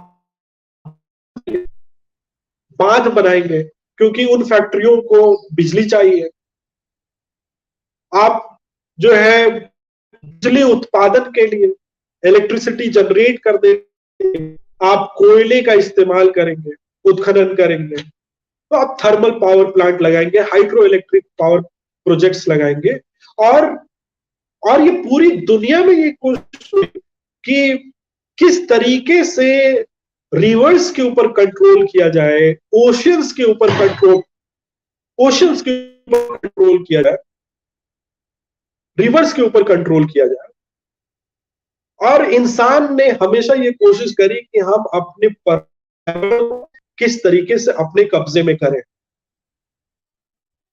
और इसको इंसान ने विकास का नाम दिया। और इसलिए जब ये इस तरीके के विकास को करता है तो फिर एनवायरनमेंट क्या होता है, एनवायरनमेंट डिग्रेड होता है। जमीन के अंदर जो उसकी फर्टिलिटी है, जो सॉइल की फर्टिलिटी है, वो कॉम्प्रोमाइज होती है जब हम फर्टिलाइजर्स का इस्तेमाल करते हैं। हम ऑर्गेनिक खेती से हट करके हम हाई यील्डिंग वेराइटी सीड्स का इस्तेमाल करते हैं, क्योंकि अल्टीमेटली क्या करना है, हमें जो है एक्सपोर्ट करना है, तो हमें फूड प्रोड्यूस करना है। अब जब हम हाई यील्डिंग वेराइटी सीड्स का इस्तेमाल करेंगे तो उसके लिए हमें पानी चाहिए, उसके लिए हमें खाद चाहिए। So we require all kind of materials to produce food, and we have had experience in India where we call it green revolution. Now the idea is that whether green revolution was sustainable or not, right? So earth was ultimately ready to satisfy the needs, but we were not only need based, we wanted to export, we wanted to generate money, we wanted to earn money, right? So we kept exploiting our resources, we kept exploiting our all kind of natural resources, right? To export, to make money, to make profit, right? Without even thinking about future generation, right? Without even thinking about that future generations will have resources or not. So depletion of resources, environmental degradation, right? And then what happened? After 20, 30 years of green revolution, the same soil, because of the depletion of water resources, the same soil was unable to produce, because there was no water beneath the soil, beneath the land, right? The same land became, the reason of misery of hundreds and thousands of people, right? The land which was producing, out of the blue started, behaving very differently, right?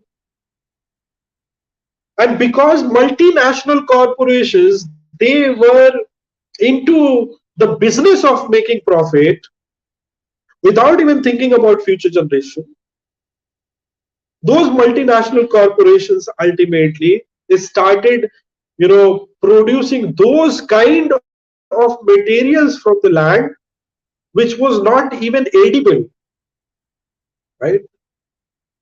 Which was not even edible. आप खा नहीं सकते हैं, चाहे वो BT cotton हो। और जब आप हेवी इस्तेमाल करेंगे फर्टिलाइजर्स का, तो उसके जो आपके साइड इफेक्ट्स हैं, जो आप सब्जियों का उत्पादन कर रहे हैं, क्योंकि आप BT cotton, BT brinjal, BT, अब हाई यील्डिंग वेराइटी सीड्स, तो आपका प्रोड्यूस तो हो रहा है, लेकिन उसके प्रोड्यूस के जो साइड इफेक्ट्स हैं, वो साइड इफेक्ट्स इतने लॉन्ग लास्टिंग हैं कि people started having, all kind of health issues, right?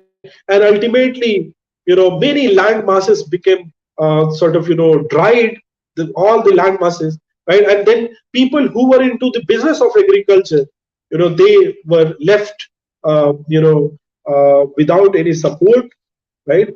And ultimately they started committing suicide, right? So environment ultimately is so integral part of our, human lives, right? That ultimately that environment, is so integrated with the idea of right to life or liberty or property, right? Now let me give you again data, right? The climate change, the idea of climate change, right, or the issue of climate change is a threat multiplier. What do we mean by threat multiplier? Climate change or environment has been a source of conflict all over the world, right? Communities have been fighting, And one of the very important environmental conflict in 21st century that what is accounted is the conflict of Sudan, where two communities fought for the resources. When the pastoralists were denied to have their cattle to graze in the field, and one community dominating over the other, and ultimately that led to civil wars. Now, 2007 Darfur crisis is not only the crisis, but we have data, United Nations data, which says that 40% of civil wars from 1952 to 2012, 40% of civil wars were associated with natural resources. Communities fighting, against each other, right? So ultimately, the cause of civil war,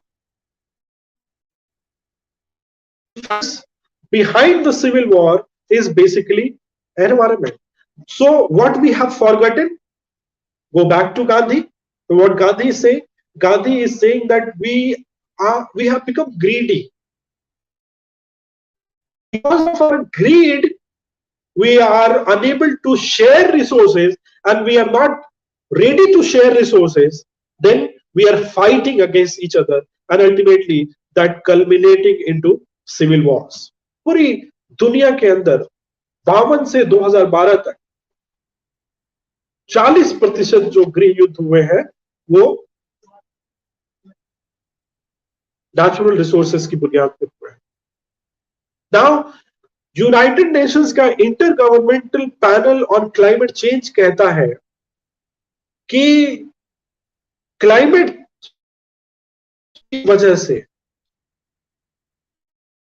हवा में जो बदलाव है, जो परिवर्तन है, पर्यावरण में जो परिवर्तन हुए हैं, उसकी वजह से आने वाले दिनों में जो फ्यूचर प्रेडिक्शंस है कि 2050 तक जो सी लेवल राइज है, जो जो मेल्टिंग ऑफ ग्लेशियर है, उसकी वजह से जकार्ता 2050 तक की बात है, 2050 तक इंडोनेशिया का जो कैपिटल है जकार्ता, वहां पे 9 फुट जो है वो पानी राइज होगा और जकार्ता जो होगा वो अंडर वाटर होगा.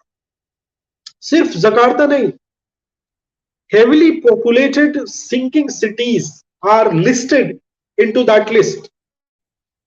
Which are the cities which will go underwater in the end of 21st century? 21st century के एंड तक Mumbai, Shanghai, New York, Tokyo, Miami, Amsterdam, countries such as Maldives, Tuvalu, Trinidad and Tobago, Caribbean islands, and many island, smaller island nations, right? They will go underwater. They will submerge underwater. And by the way, this is not something a fake story. This has happened in the past also. The many cities, Greek cities, Roman cities, right? Many cities actually gone underwater. So the this entire prediction that the rise of sea level will ultimately culminate into submerging of these beautiful cities, right? So melting snow and ice, rising sea level, water, changing severe weather, risk to marine life, risk to life on land, right? All these combined, right, will make our life miserable if we will not change our lifestyle, right? If we will not adapt, in terms of reducing the uses of our resources and judicial uses of our resources, recycling our natural resources, reusing the resources that which we are using, right, and recovering those resources which have depleted, right. And the idea is that, if we adapt, we change our lifestyle, we will be enhancing our life with dignity, right? We will be able to, enhance our dignity, right? If we will change our lifestyle in such a way that we are thinking about future generation in terms of sustainability, the development in terms of sustainability, if we are following the life pattern based on share and care, we'll be able to, you know, sort of rejuvenate our life, right? So the initiatives that what United Nations has taken to promote and protect the human rights in terms of environmental rights, right? Sustainable development goals. Out of 17 goals, if you read from first goal to the last goal, 17 goals, because in the very beginning I said that human rights are interdependent. Now you just imagine. Let me read out to you so that you will be able to comprehend that what do we mean by this 17 goal. So, for an example, no poverty, right? Now, how poverty in fact is related with the connected with environment, or hunger, for an example, right? Poverty and hunger, right? I mean, both are interrelated. Good health and well-being. I just gave you data about about that 7 million people dying because of air pollution, right? Gender equality. Gender equality has to do with environment, right? And how it relates to movement, right? How women were at the forefront to save the trees when they were, embracing the trees. Right? Sundar Lal Bahuguna, is the name of Chipko Andolan, but he was not the one who was leading at the forefront. Basically, women were associated with Chipko Andolan. If you talk about Narmada Bachao Andolan, right? Women were actually at the forefront, right?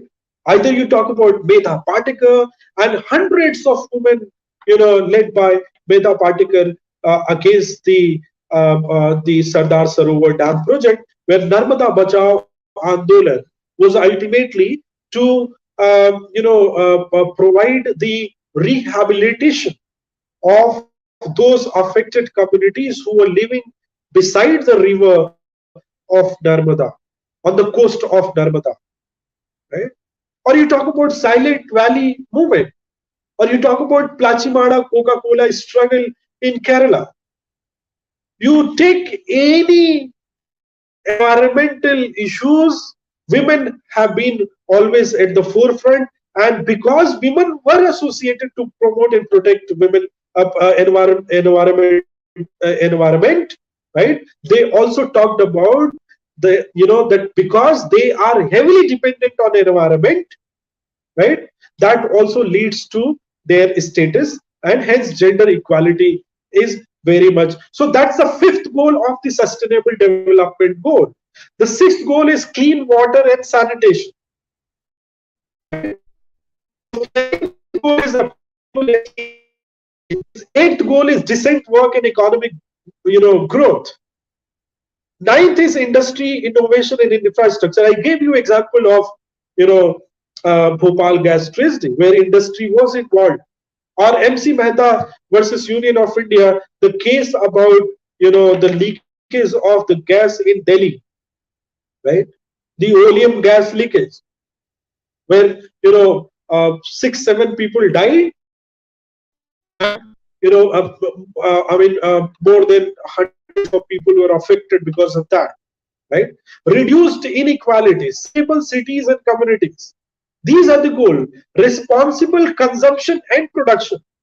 And the 13th goal is totally dedicated with climate action, right? 14th goal is life below water. 15th is life on land. 16th is peace and justice, strong institution. And the last goal is partnership to achieve the goal. So you talk about even from 2000 to 2015, you had Millennium Development Goals, and Millennium seventh goal in the Millennium Development Goal was to ensure environmental sustainability. And ultimately, when Millennium Development Goals were not achieved, then 2015 to 2013, we have a Vision 2030 Sustainable Development Goal where you have 17 goals, and then you 17 into 17, 169 sectors which were totally integrated into 17 goals, right? 169 items which are directly interrelated with these 17 goals, right? So you see, environment cannot be separated in the discourse of human rights, right? You talk about any issue related with environment, you will have an adverse impact. If you are talking about environmental degradation, you have an adverse impact on your human rights, right? So, directive principles of state policy, fundamental rights is talking about Article 21, as I said, is talking about directive principles of state policy has a provision to promote and protect environment, and it is duty of a citizen, Indian citizen, through fundamental duties. You have also responsibility, and I am sure that you all must be you must be acquainted with this idea when you have had discussion on the idea of universalism and cultural relativism, where you have a Western conception of human rights and you have a non-Western conception of human rights. And in non-Western conception of human rights, you must have got that how duties are very important, in non-Western understanding of human rights.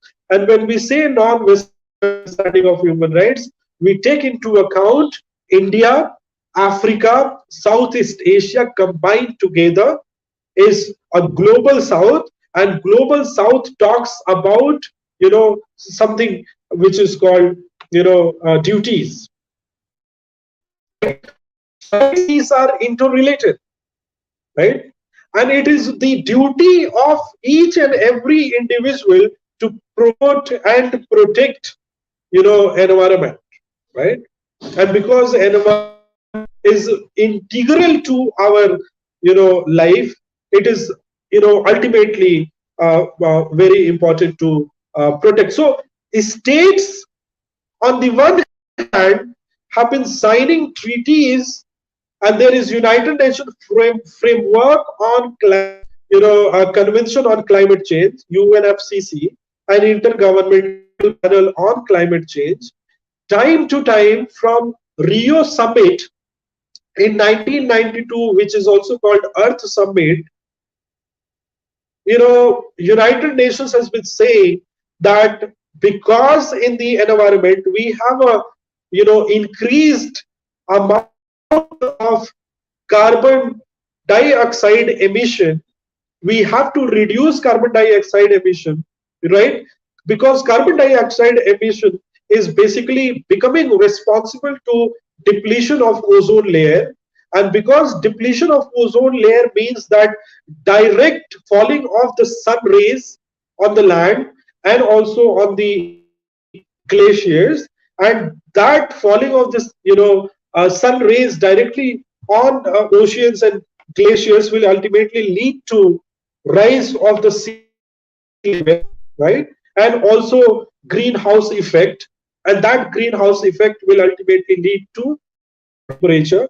So rising temperature, it is a cyclical process, and that will ultimately lead to the disastrous effect on our environment, and then of course submerging of several cities, and adverse health impact, such as air pollution, water pollution, and many more things. So the carbon dioxide, the emission, which is becoming responsible for all these disastrous effect on environment.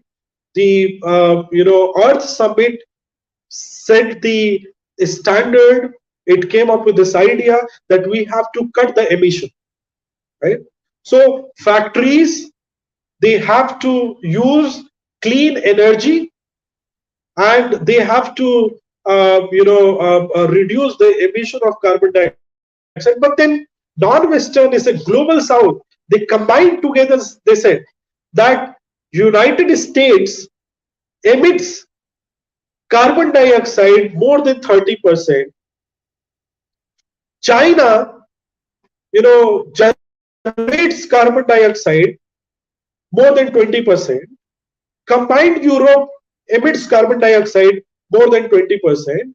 Combined all these three, bigger continental states like China, Europe, and United States, they are producing more than 80% of the carbon dioxide, right? And who is suffering, by the way? Global South is suffering. Underdeveloped countries are suffering. African continents, India is suffering, right? And hence, the protest to this entire international standards and norms to check on the emission of carbon dioxide, the protest from these countries were that you are already developed. Now, because you are already developed, you can actually say about all these things. Reduce carbon dioxide, reduce carbon dioxide. Now, we cannot develop until unless we use, resources, right? So provide resources to us. So the protest is that provide resources, provide, so now you have all kind of the what you call patenting rights, or you have an intellectual property, right? Start sharing, right? So ultimately, through sharing the resources, the underdeveloped countries can also develop, but in a very sustainable way. That is the protest. So from Rio Summit to 1997 Kyoto Protocol to the Copenhagen Summit in 2009 to various other summits which have happened, ultimately the focus is that carbon dioxide, which is a silent killer in the environment, we have the what is the required carbon dioxide, which is the lower limit. So 350 parts per million carbon dioxide is not a disaster, but we have more than 350 parts per million carbon dioxide into the environment, more than 390. We have to reduce it to the level of 350 so that we can actually check on the environmental hazards that what we are seeing in terms of rising temperature and many more things, right? So because I do not want to complicate this entire discussion, what I am talking about here is that ultimately human rights, the genesis of human rights is inherent into the idea of dignity, and living life means life with dignity, and life with dignity cannot be possible until unless we provide clean water to some needy people who are suffering because of lack of clean water, right? We cannot have life with dignity when people are dying because of air pollution. We cannot have dignity if people are, suffering because of, noise pollution. We cannot have life with dignity, if we do not have balance in the ecosystem where flora and fauna are equally important for our survival, right? So, extinction of flora and fauna, extinction of several, species, extinction of, several species of plants, right? And that has totally direct impact on our life, right? So life with dignity encompasses environment, and hence government of India has also come up with something called National Green Tribunal, National Action Plan, Forest Rights Act, because of the environmental consciousness generated by the movements all over the world, right? So social movements all over the world, which were environmental movements particularly, and these environmental movements have been generating consciousness by talking about, making people aware about that how we are taking everything from the environment, but we are not giving anything to the environment, right? So the consciousness which has been generated by these social movements ultimately has enhanced the entire discourse on human rights, and hence I conclude by saying that the very idea that what Mahatma Gandhi said about that earth provides, or earth satisfied every man's needs, but earth cannot satisfy every man's greed, right?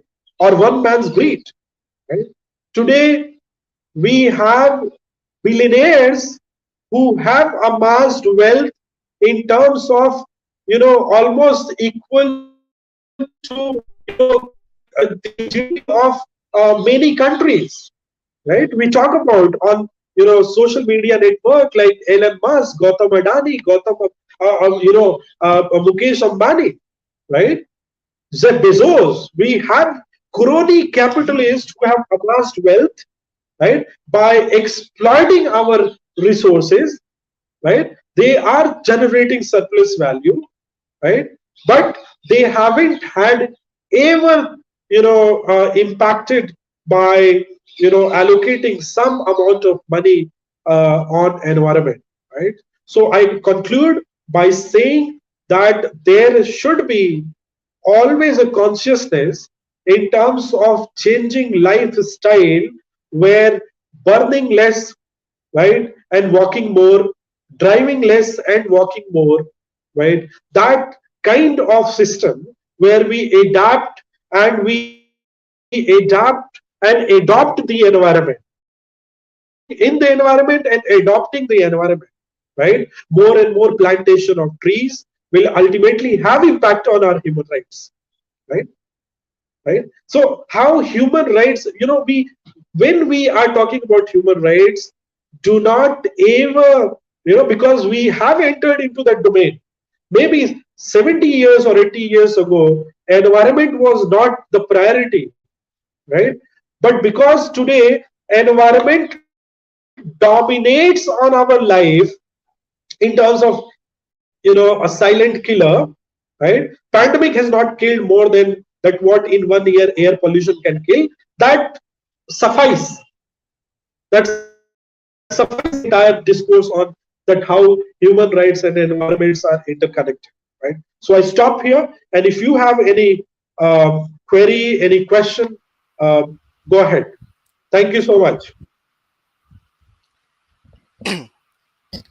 Uh, Thank you so much, sir. Uh, Very powerful lectures and a great emphasization of the Gandhian perspective of environment and how our environment is a prerequisite for the equal enjoyment and the equal accessibility of the human rights. And without the favorable environment, we cannot enjoy human rights equally. So the you have made a great importance on the accessibility and the affordability of the favorable environment for the equalizations in the human rights human rights of the people. Thank you very much, Right. sir. Now we have received many questions. If you allow us, we can ask them to you. Please go ahead. Okay. So, sir, one of our students says that sir, you rightly point out that we are uh, that we have so many inequalities in the enjoyment of the rights. So, can you please elaborate that how what measure we can take in order to remove our inequality, by which we can equally enjoy our human rights. Number one. Okay. Okay. Yeah. So should I speak all? Yeah, one or two.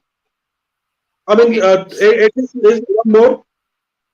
yes, sir. Another second question, sir. That one of a student says that if good government and health sanitation is necessary for enjoying human rights, then do you not think that rich will only enjoy human rights and poor will remain marginalized for the enjoyment of the human rights? Okay.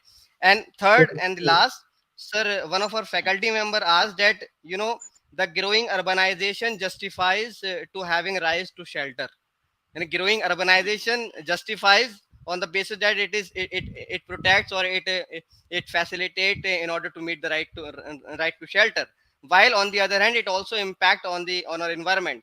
So this kind of how can Right. you respond this kind of the contradictions? So please say some points on this complexity, all these three questions, sir. Okay. Okay. Okay. Yeah. So, very powerful questions. I mean, I mean, this entire idea of removing inequality, right? That again leads to that. For an example, uh, I mean, and that is connected with the second question also, because inequality and the rich people, that's a class dynamics that that entire sanitation, good governance includes the sanitation, but poor people do not have that basic resources. Yeah, the point is that why inequality, right? First of all, it's the responsibility of the government to remove inequality, right? That what we call positive liberty or positive theory of rights, in the sense that governments, when they are taxing people, they must provide resources to people, right? So, when I gave you example of Narmada Bachao Andolan, Narmada Bachao Andolan was the movement to provide rehabilitation to those people who suffered because of Sardar Sarovar Dam project. Now, the idea of Sardar Sarovar Dam project was to generate electricity and irrigation facility to the four neighboring states, including Madhya Pradesh, Maharashtra, Gujarat, and Rajasthan. Right now, providing irrigation facility and electricity. Now we have hundreds and thousands of villages where we do not have electricity facility, right? So ultimately, who is benefiting out of that kind of development? Now, I mean, let's even forget about who is benefiting. Let us consider for an example that why someone is suffering because someone is benefiting, right?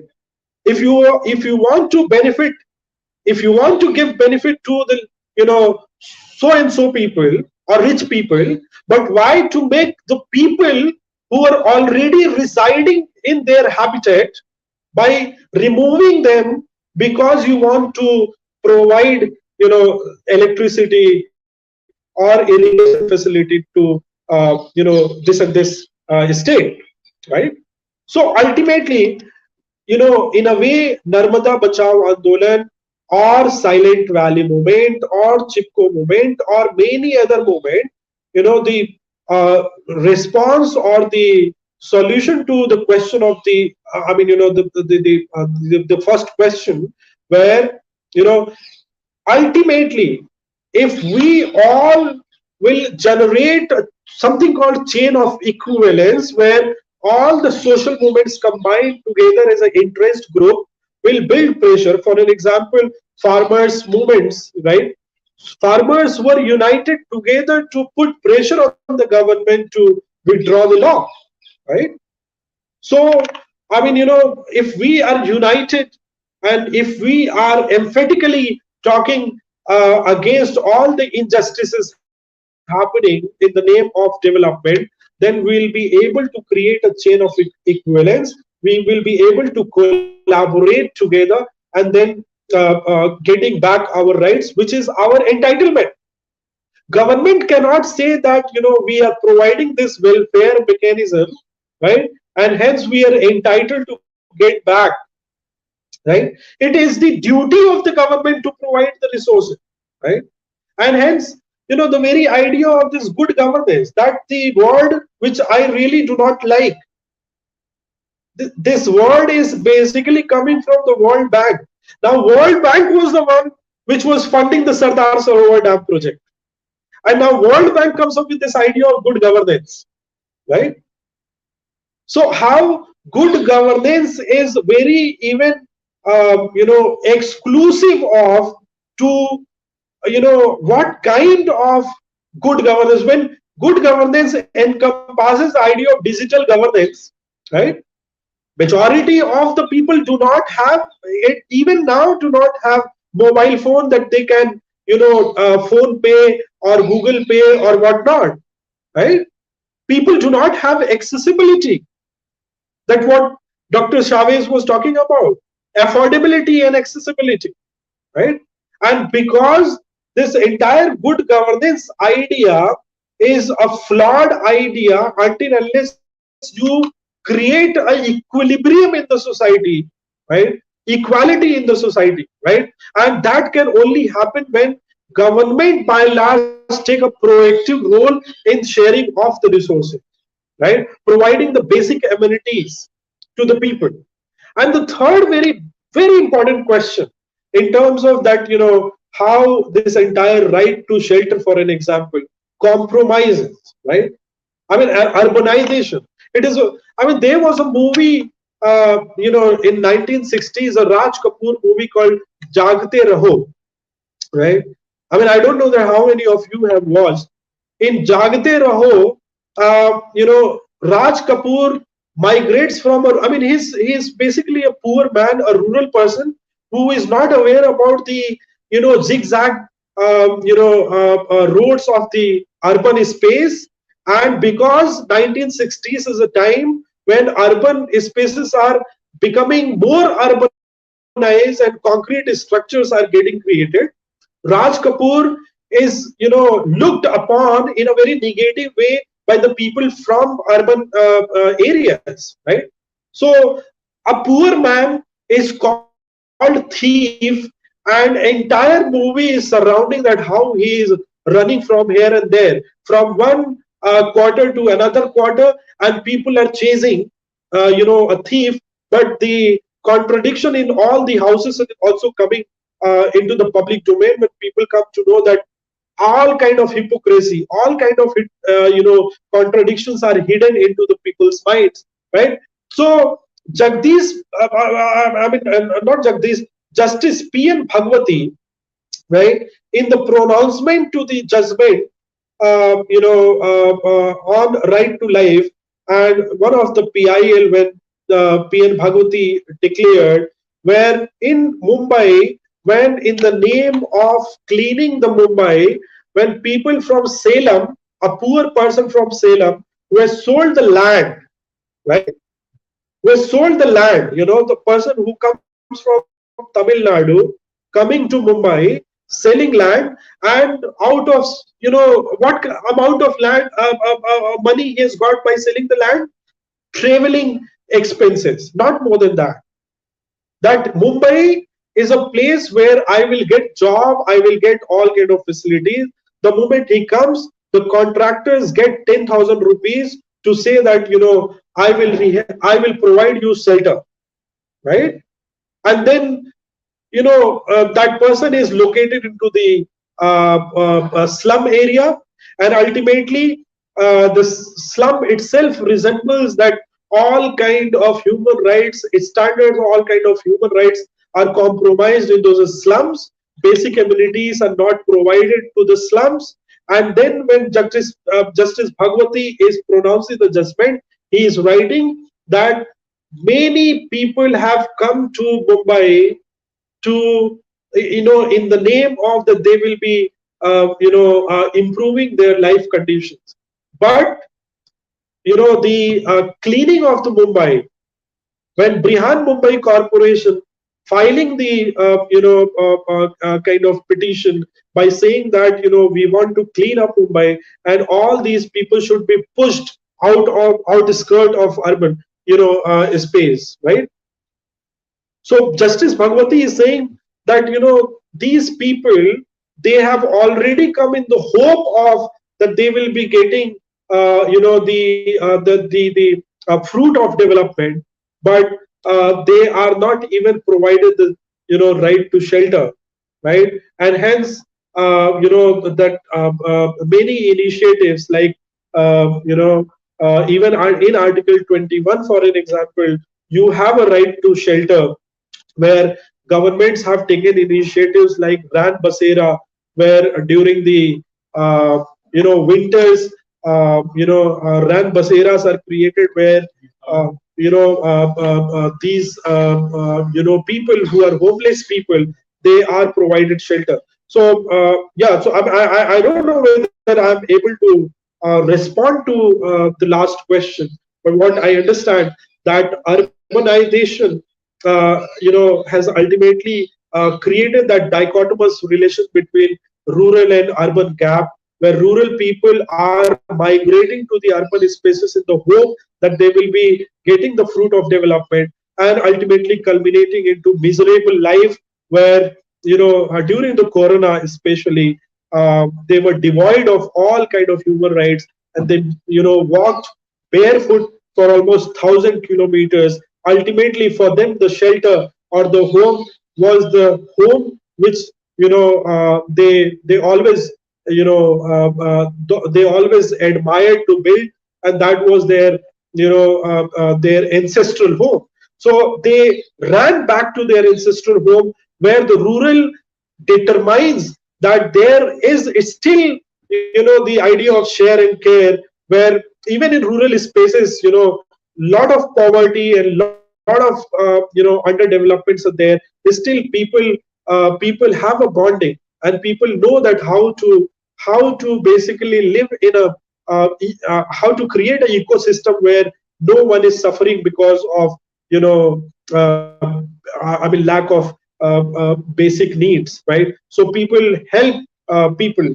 But in urban spaces, that was again the contradiction and hypocrisy of the urban spaces, where even basic needs were not fulfilled or not met, and hence people ran to their ancestral places. So all kind of all kind of contradictions and hypocrisy that we have seen for the last 2 years. Yeah. So yeah, Shavesa, go ahead. Yes, thank Yeah. you. Thank you very much, sir, for attending the questions from our participants.